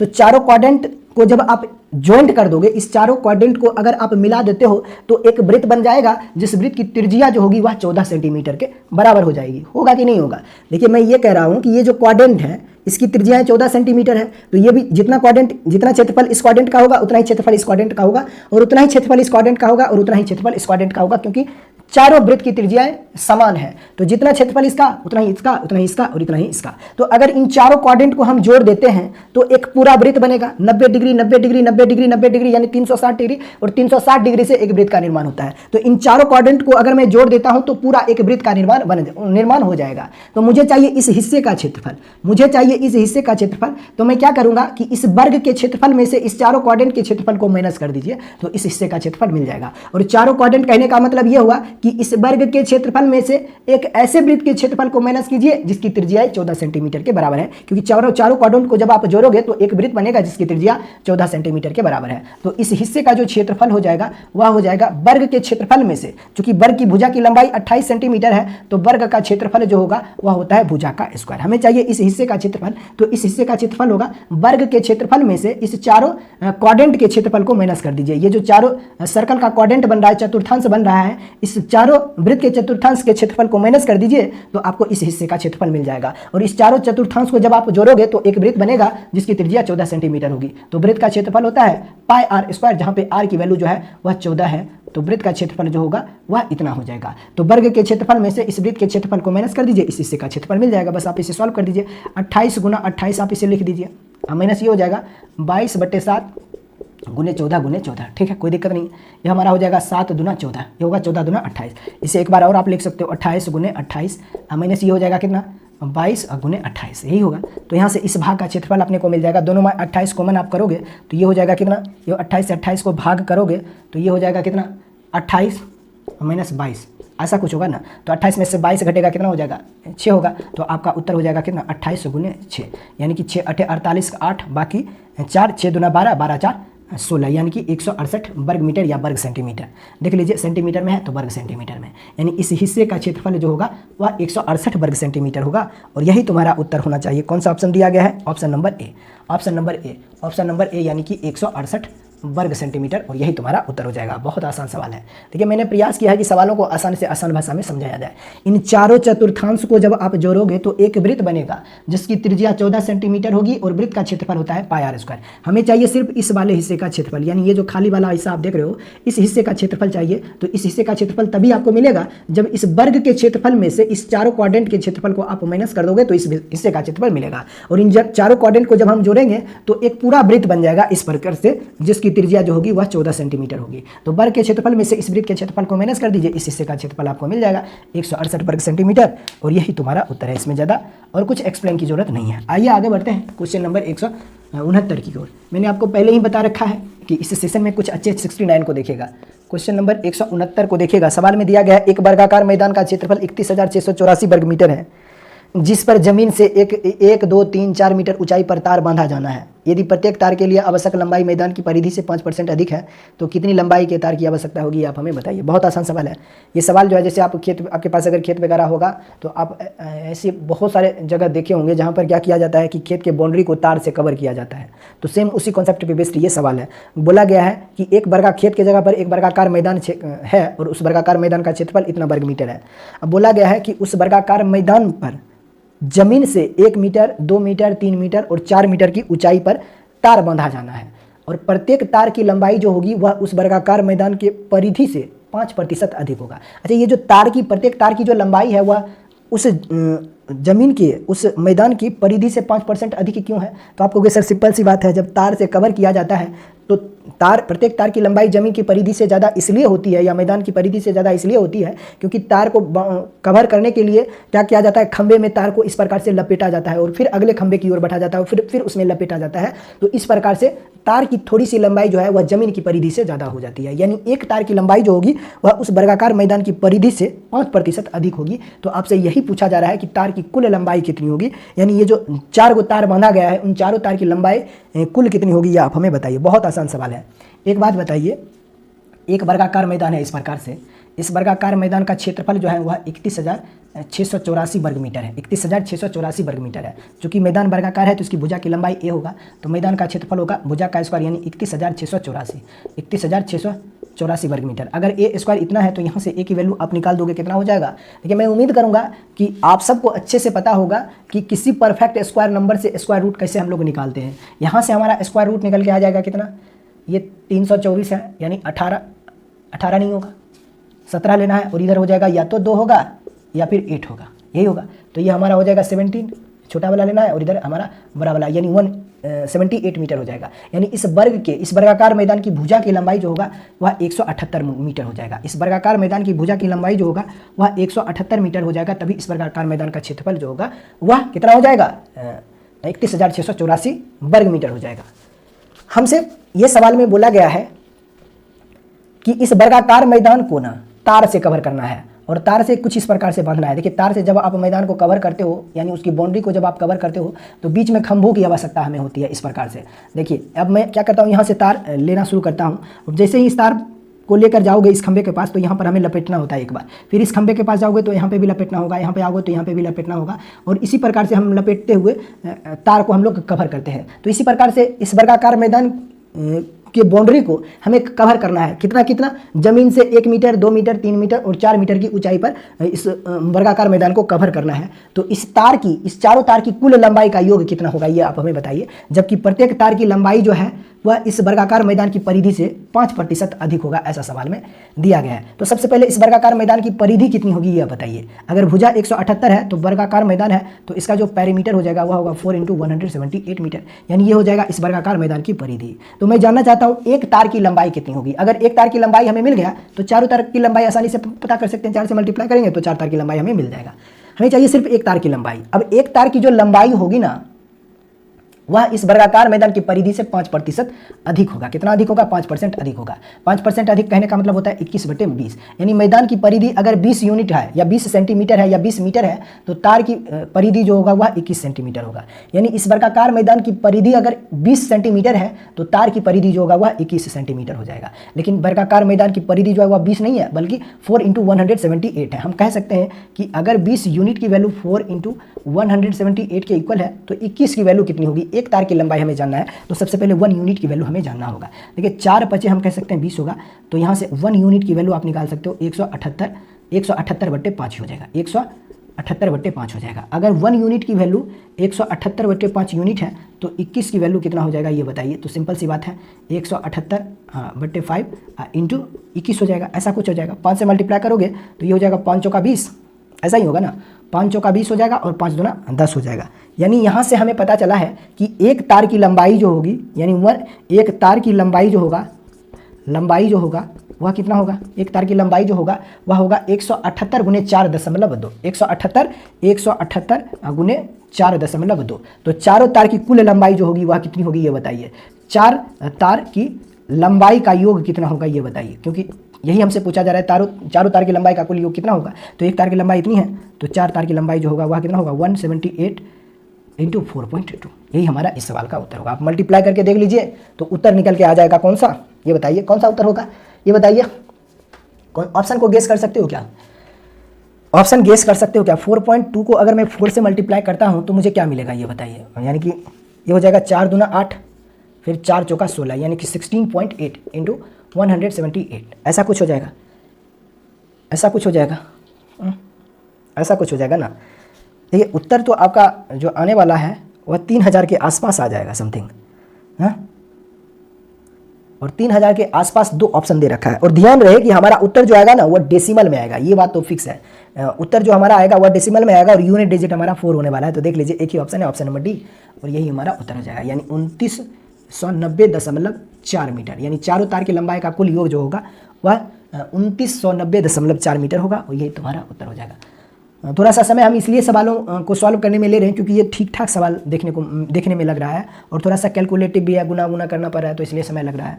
तो चीज़ों को समझ के हमें सॉल्व करना होगा। देखिए, चारों तार की कुल लंबाई का योग हमसे पूछा जा रहा है, तो हमें पता है कि जितनी लंबाई एक तार को कवर करने में होगा उतना ही चारों तार की लंबाई, यानी ये दूसरे तार की लंबाई भी पहले तार के बराबर होगा, तीसरे तार की लंबाई भी दूसरे तार के बराबर, यानी चारों तार की लंबाई आपस में बराबर होगा। तो एक तार की लंबाई अगर इतना है तो चारों तार की कुल लंबाई का योग जो होगा वह इतना होगा, और इसी की वैल्यू हमसे पूछा जा रहा है, तो उत्तर हो जाएगा ऑप्शन नंबर डी।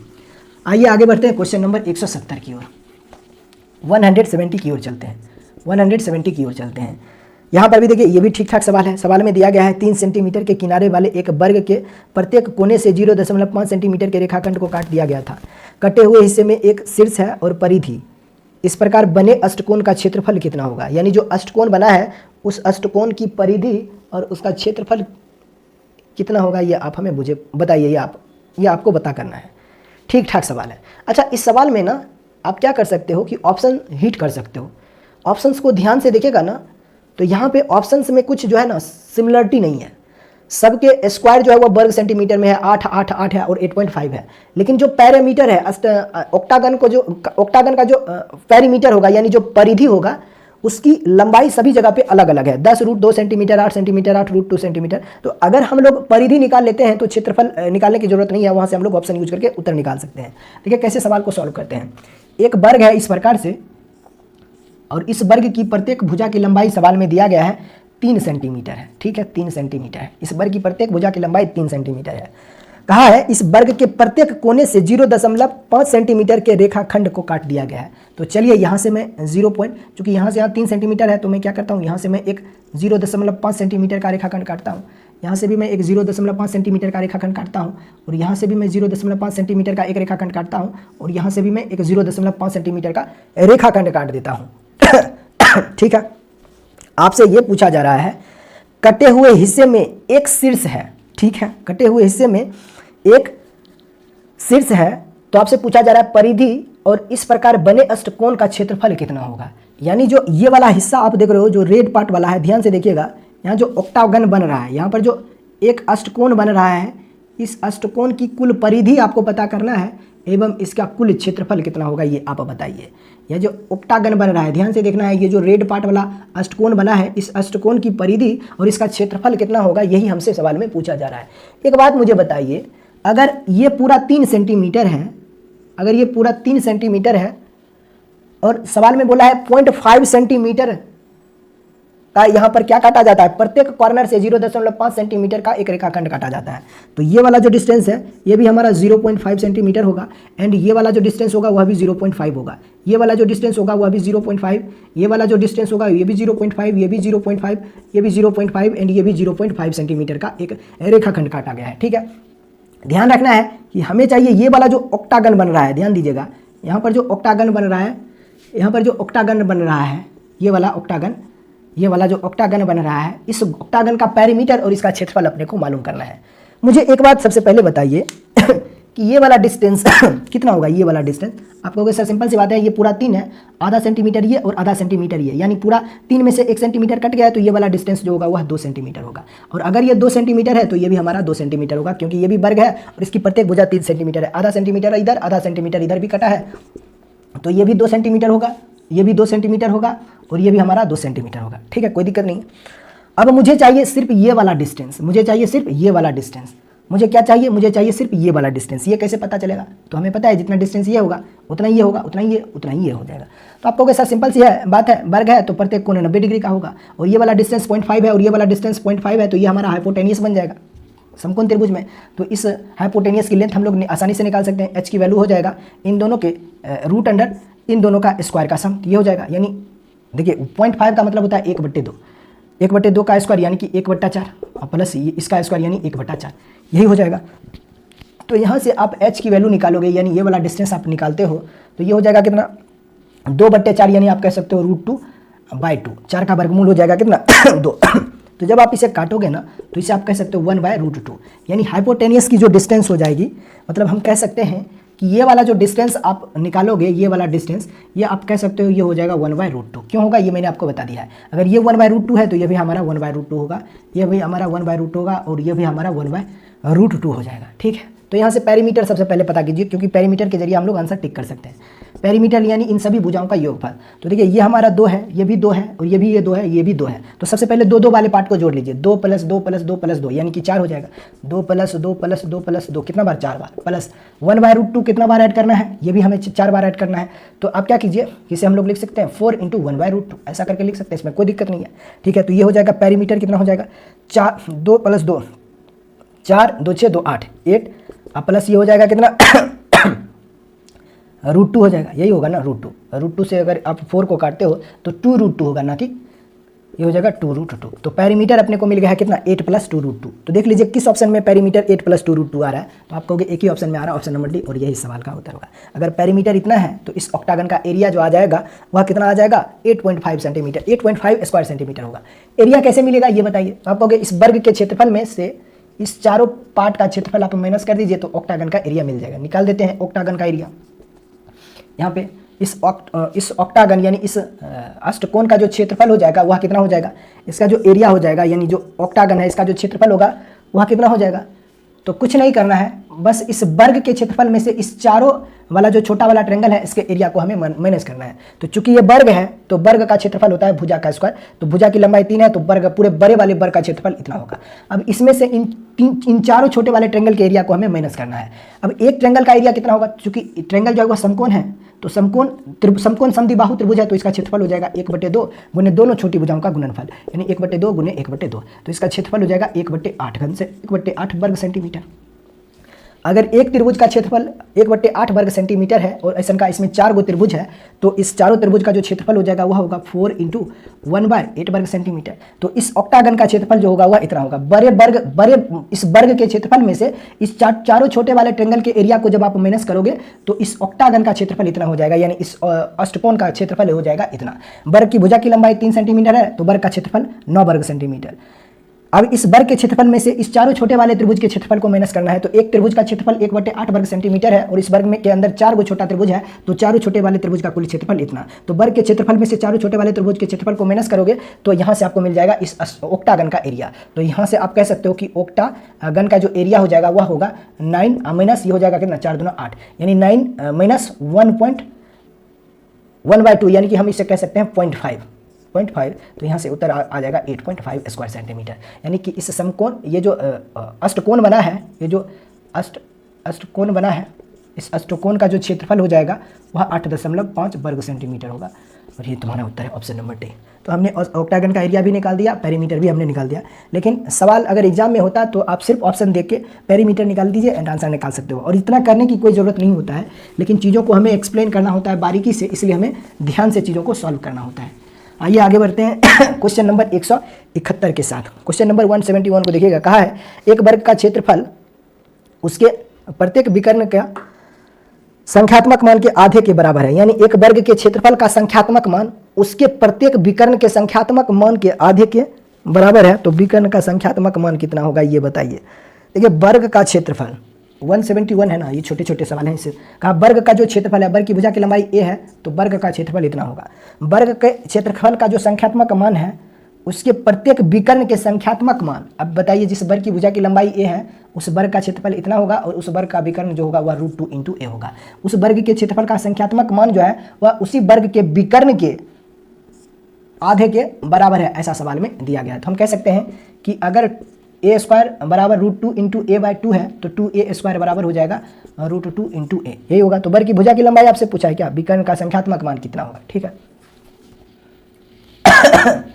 तो यहाँ से a से a खत्म हो जाएगा, तो यहाँ से आप कह सकते हो a की वैल्यू जो होगा है वह हो जाएगा √2/2, मीन्स कि हम कह सकते हैं 1/√2। उस वर्ग की भुजा की लंबाई अगर इतना है तो विकर्ण जो हो जाएगा वह कितना होगा, वर्ग का विकर्ण होता है √2 × a। a की वैल्यू अपने को पता है 1/√2 है तो ये हो जाएगा √2 × a की वैल्यू पता है 1/√2। तो विकर्ण की लंबाई 1 यूनिट हो जाएगा, ऑप्शन नंबर ए। चलिए आगे बढ़ते हैं 172 की ओर। कहा है एक वर्गाकार खेत का किनारा 110 मीटर है, 5 मीटर चौड़े 2 मार्ग किनारों को केंद्र में रखकर उनके समानांतर एक दूसरे को काटते हुए जाते हैं तो वर्गों का क्षेत्रफल कितना, मार्गों का क्षेत्रफल कितना होगा ये बताइए। एक वर्गाकार खेत का किनारा, ठीक है, 172 है। एक वर्गाकार खेत है इस प्रकार से, और इस वर्गाकार खेत के इस वर्गाकार खेत की प्रत्येक भुजा की लंबाई जो है वह 110 मीटर है। ठीक है, 110 मीटर है। कहाँ 5 मीटर चौड़ा 2 मार्ग इसके किनारों को केंद्र में रखकर उनके समानांतर एक दूसरे को काटते हुए बनाया गया है। ठीक है, 5 मीटर चौड़ा रास्ता बनाया जाता है और रास्ता जो होगा वह यहाँ से इसके बीचों बीच इस तरीके से बनाया जाता है। 5 मीटर इधर भी और 5 मीटर से इधर भी चौड़ा रास्ता बनाया जाता है। और ध्यान रहे कि ये अगर हमारा रास्ता है तो ये वाला पॉइंट, ये वाला हिस्सा जो होगा वह तो खाली होगा ना, सॉरी कौन सा हिस्सा खाली होगा ये बताइए। ये वाला जो पार्ट होगा और ये वाला जो पार्ट होगा ये सभी आपस में ख़त्म हो जाएगा, तभी ऐसा करके कुछ रास्ता बनेगा। रास्ता जो होगा वह कुछ इसी तरीका का ना होगा। अब रास्ते की चौड़ाई सवाल में दिया गया है 5 मीटर है। अगर रास्ते की चौड़ाई 5 मीटर है, चौड़ाई ये वाला जो डिस्टेंस है ये हमारा 5 मीटर है। अगर चौड़ाई यानी इस रास्ते की चौड़ाई अगर 5 मीटर है और यहाँ से यहाँ तक पूरा डिस्टेंस 110 मीटर है तो मार्ग का क्षेत्रफल कितना होगा ये आप हमें बताइए। बहुत आसान सवाल है।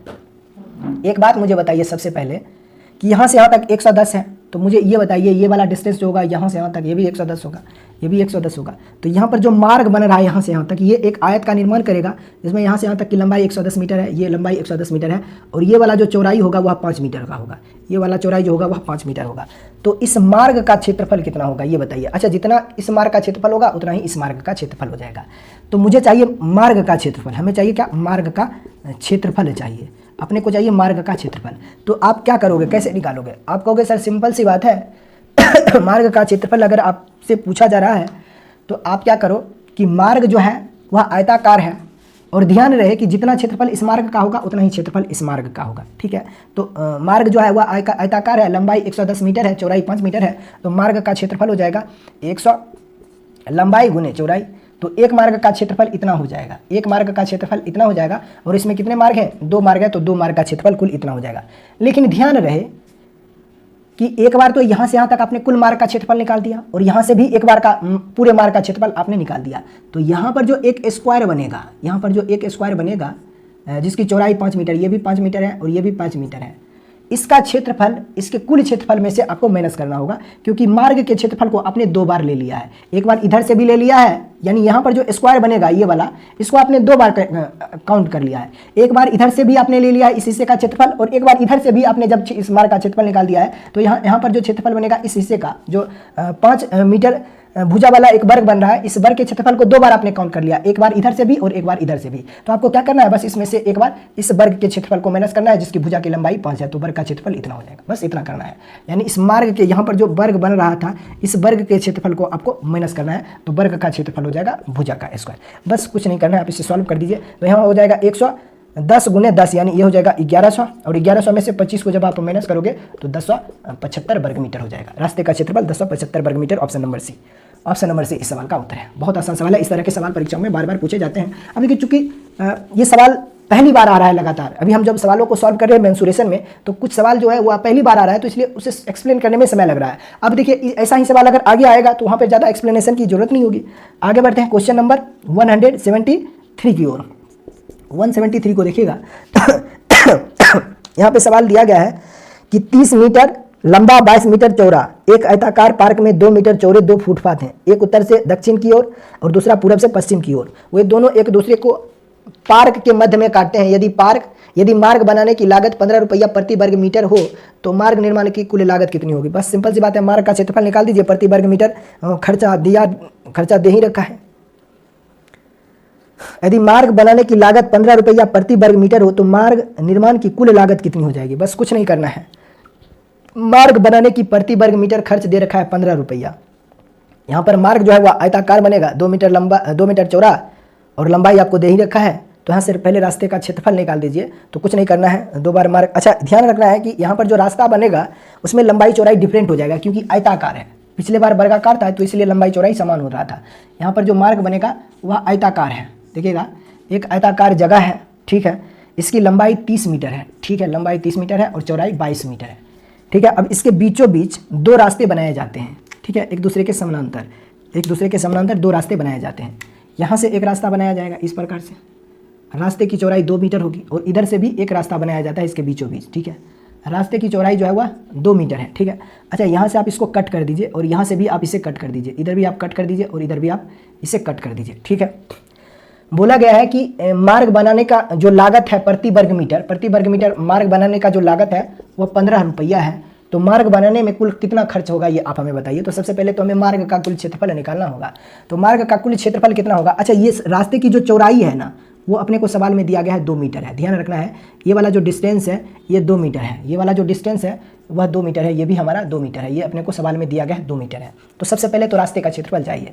एक बात बताइए मुझे, यहाँ पर जो मार्ग बन रहा है ये वाला मार्ग, इस मार्ग की लंबाई ये वाला हो जाएगा 30 मीटर, यानी जितना डिस्टेंस ये है उतना ही डिस्टेंस ये हो जाएगा, ये हमारा इस मार्ग की लंबाई होगा। तो इस मार्ग का क्षेत्रफल मैं निकालना चाहता हूँ, यानी मार्ग का, दोनों मार्ग का कुल क्षेत्रफल मैं निकालना चाहता हूँ। तो सबसे पहले तो इस मार्ग का क्षेत्रफल चाहिए।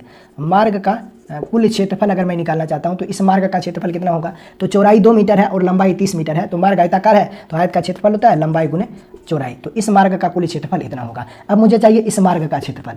इस मार्ग का क्षेत्रफल कितना होगा? चौड़ाई 2 मीटर है और लंबाई 22 मीटर, जितना ये वाला डिस्टेंस उतना ये होगा। तो इस मार्ग का क्षेत्रफल होगा चौड़ाई गुने लंबाई, यानी लंबाई गुने चौड़ाई जो होता है वह आयत का क्षेत्रफल। तो इस रास्ते का क्षेत्रफल इतना और इस रास्ते का क्षेत्रफल इतना, तो कुल मार्ग का क्षेत्रफल इतना वर्ग मीटर हो जाएगा। लेकिन ध्यान रहे कि यहाँ पर जो एक स्क्वायर बनेगा जिसकी भुजा 2 मीटर है, इसके क्षेत्रफल को आपने 2 बार काउंट कर लिया है। जब इधर से आप क्षेत्रफल निकाल रहे थे रास्ते का तो वहाँ पर भी इस हिस्से का क्षेत्रफल निकाला है आपने, और जब इधर से आपने इस पार्ट का एरिया निकाला है इस रास्ते का तो यहाँ पर भी आपने इसका एरिया निकाल दिया है। तो आपको क्या करना है कि बस इसमें से एक बार इस रास्ते इस स्क्वायर के एरिया को माइनस करना होगा। मार्ग के कुल क्षेत्रफल में से एक बार इस 2 मीटर भुजा वाले वर्ग के क्षेत्रफल को आपको क्या करना होगा? माइनस करना होगा, तब जाकर इस रास्ते का कुल क्षेत्रफल आपको मिल जाएगा। ये हो जाएगा कितना? 60 प्लस ये हो जाएगा कितना? 44 माइनस ये हो जाएगा 4। तो ये 104 में से 4 घटेगा तो ये हो जाएगा 100 वर्ग मीटर, यानी कि रास्ते का कुल क्षेत्रफल जो होगा वह 100 वर्ग मीटर।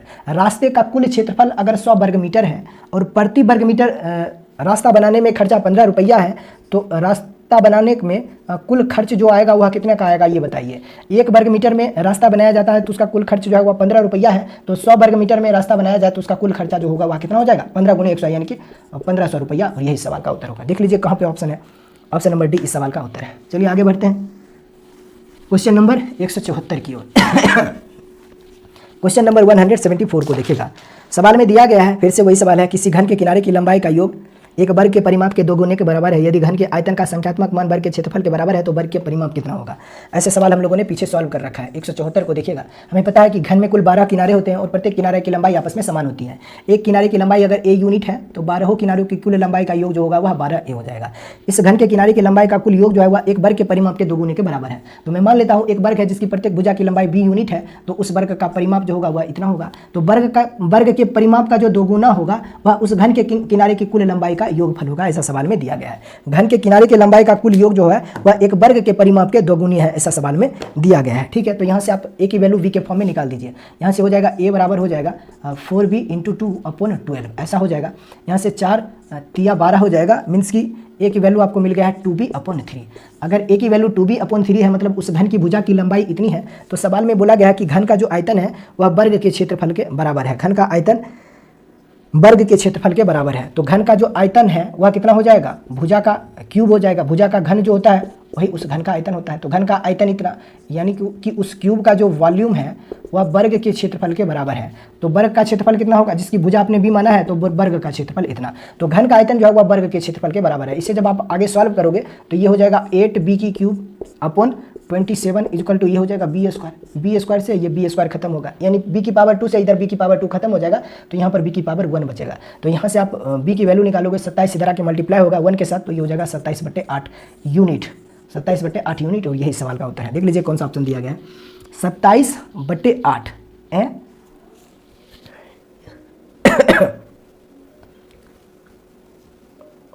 यही होगा ना,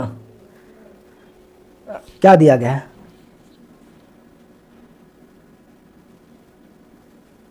अच्छा, हमसे क्या पूछा है? हमसे पूछा है वर्ग का परिमाप। वर्ग की भुजा की लंबाई जो होगा वह इतना होगा, तो परिमाप जो होता है वह 4 × a होता है। भुजा को आपने b माना है तो उस वर्ग का परिमाप जो होगा वह 4 × b हो जाएगा। तो ये जगह 4 × 27/8, 4 दूना 8 बोल सकते हैं हम लोग, 13.5 unit, 13.5 unit. Option number C इस सवाल का उत्तर है।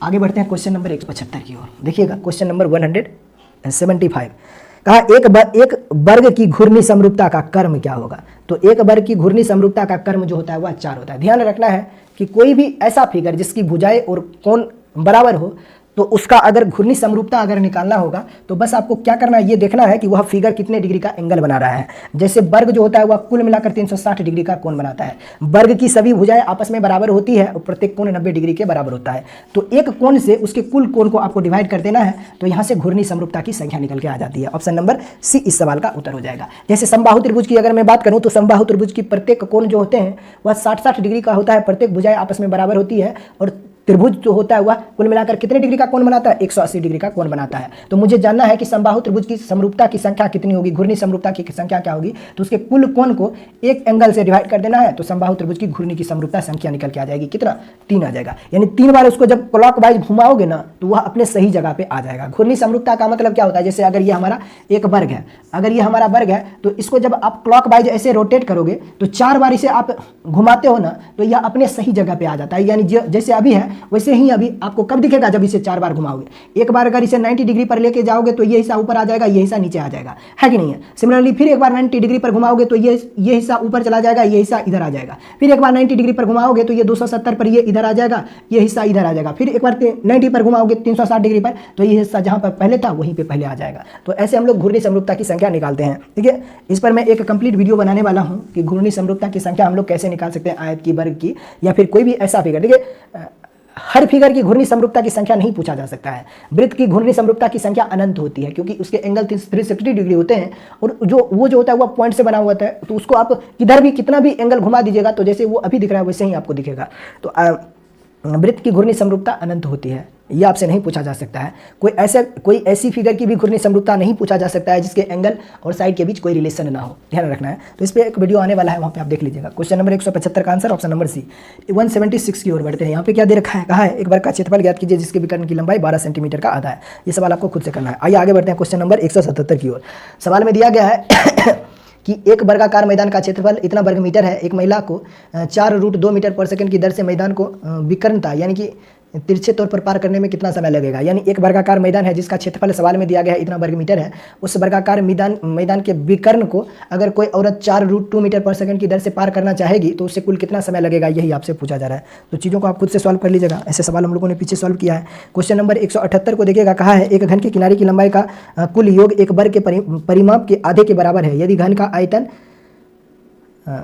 वर्ग के क्षेत्रफल के संख्यात्मक मान के 1/6 के बराबर है तो वर्ग की एक भुजा की लंबाई कितनी होगी। मुझे लगता है ये सवाल भी आपको खुद से सॉल्व करना चाहिए था क्योंकि इस पे बेस्ड बहुत सारे सवाल हम लोगों ने पीछे सॉल्व कर रखा है। बट फिर भी देख लीजिए, घन में कुल 12 किनारे होते हैं और प्रत्येक किनारे की लंबाई आपस में समान होती है। अगर एक किनारे की लंबाई a यूनिट है तो 12 किनारे की कुल लंबाई का योग इतना हो जाएगा। तो घन के किनारे की लंबाई का कुल योग जो है वह एक वर्ग के परिमाप के आधे के बराबर है। तो एक बड़ी वर्ग में ले लेता हूं जिसकी प्रत्येक भुजा की लंबाई b यूनिट है तो उस वर्ग का परिमाप इतना हो जाएगा। इस वर्ग के परिमाप का आधा जो होगा वह उस घन के किनारे की कुल लंबाई का योग होगा। सवाल में दिया गया है कि घन के किनारे की लंबाई का कुल योग एक वर्ग के परिमाप के आधे के बराबर है। तो यहाँ से आप a की वैल्यू v के फॉर्म में निकाल दीजिए तो ये हो जाएगा 4 तिया 12। मतलब अगर 3a की वैल्यू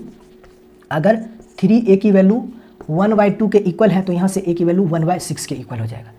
सॉरी a की वैल्यू जो होगा वह b/6 के इक्वल हो जाएगा। यानी a की वैल्यू जो होगा वह b/6 के इक्वल हो जाएगा। सवाल में बोला गया है कि घन के आयतन जो है वह वर्ग के क्षेत्रफल का यदि घन के आयतन का मान वर्ग के क्षेत्रफल के संख्यात्मक मान के 1/6 के बराबर है। यानी घन का जो आयतन है वह वर्ग के क्षेत्रफल के 1/6 के बराबर है, ऐसा सवाल में दिया गया है।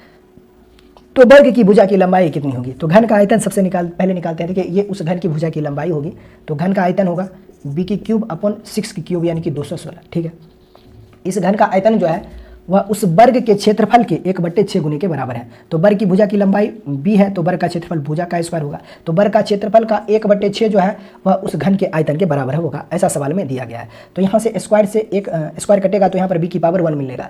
6 से इसे आप काटोगे तो 36 बार में, तो यहाँ से b की वैल्यू आपको मिल जाएगा कितना, 36 यूनिट। 36 यूनिट, ये तुम्हारा उत्तर होना चाहिए ऑप्शन नंबर बी, कुछ था ही नहीं। चलिए, इसलिए मैंने आपको कहा था कि ऐसे सवाल हम लोगों ने पीछे बहुत सॉल्व कर रखा है।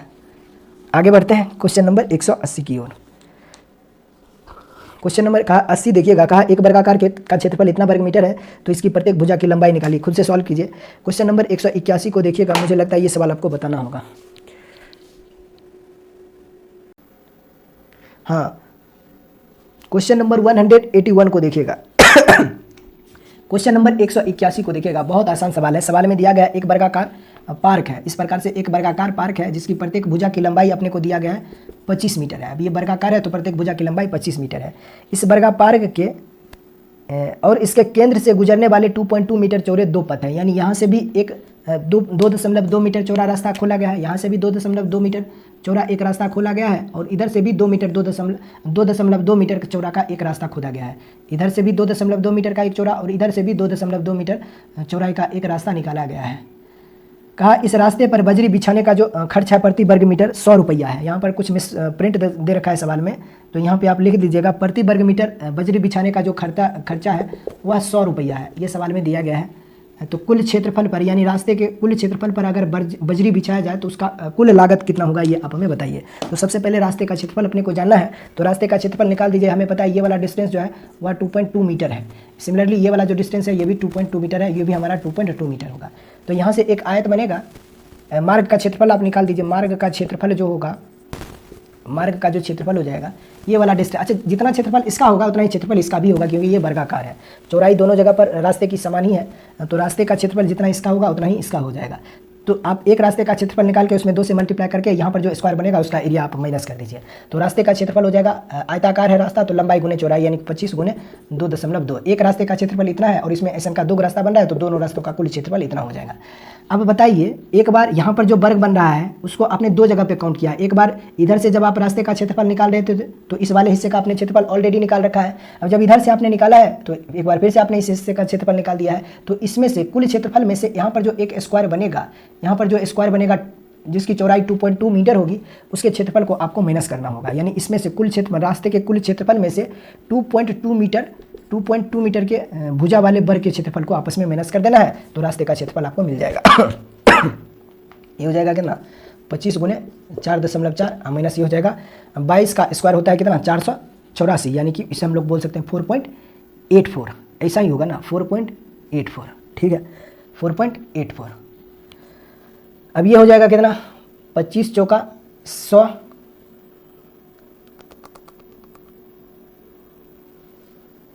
25 को 4.4 से मल्टीप्लाई करोगे तो कितना निकल के आ जाएगा,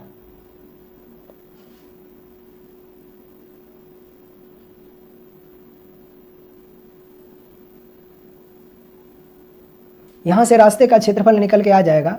जब 25 को 4.4 से मल्टीप्लाई करके 4.84 को माइनस करोगे तो रास्ते का क्षेत्रफल निकल के आ जाएगा कितना, ये हो जाएगा कितना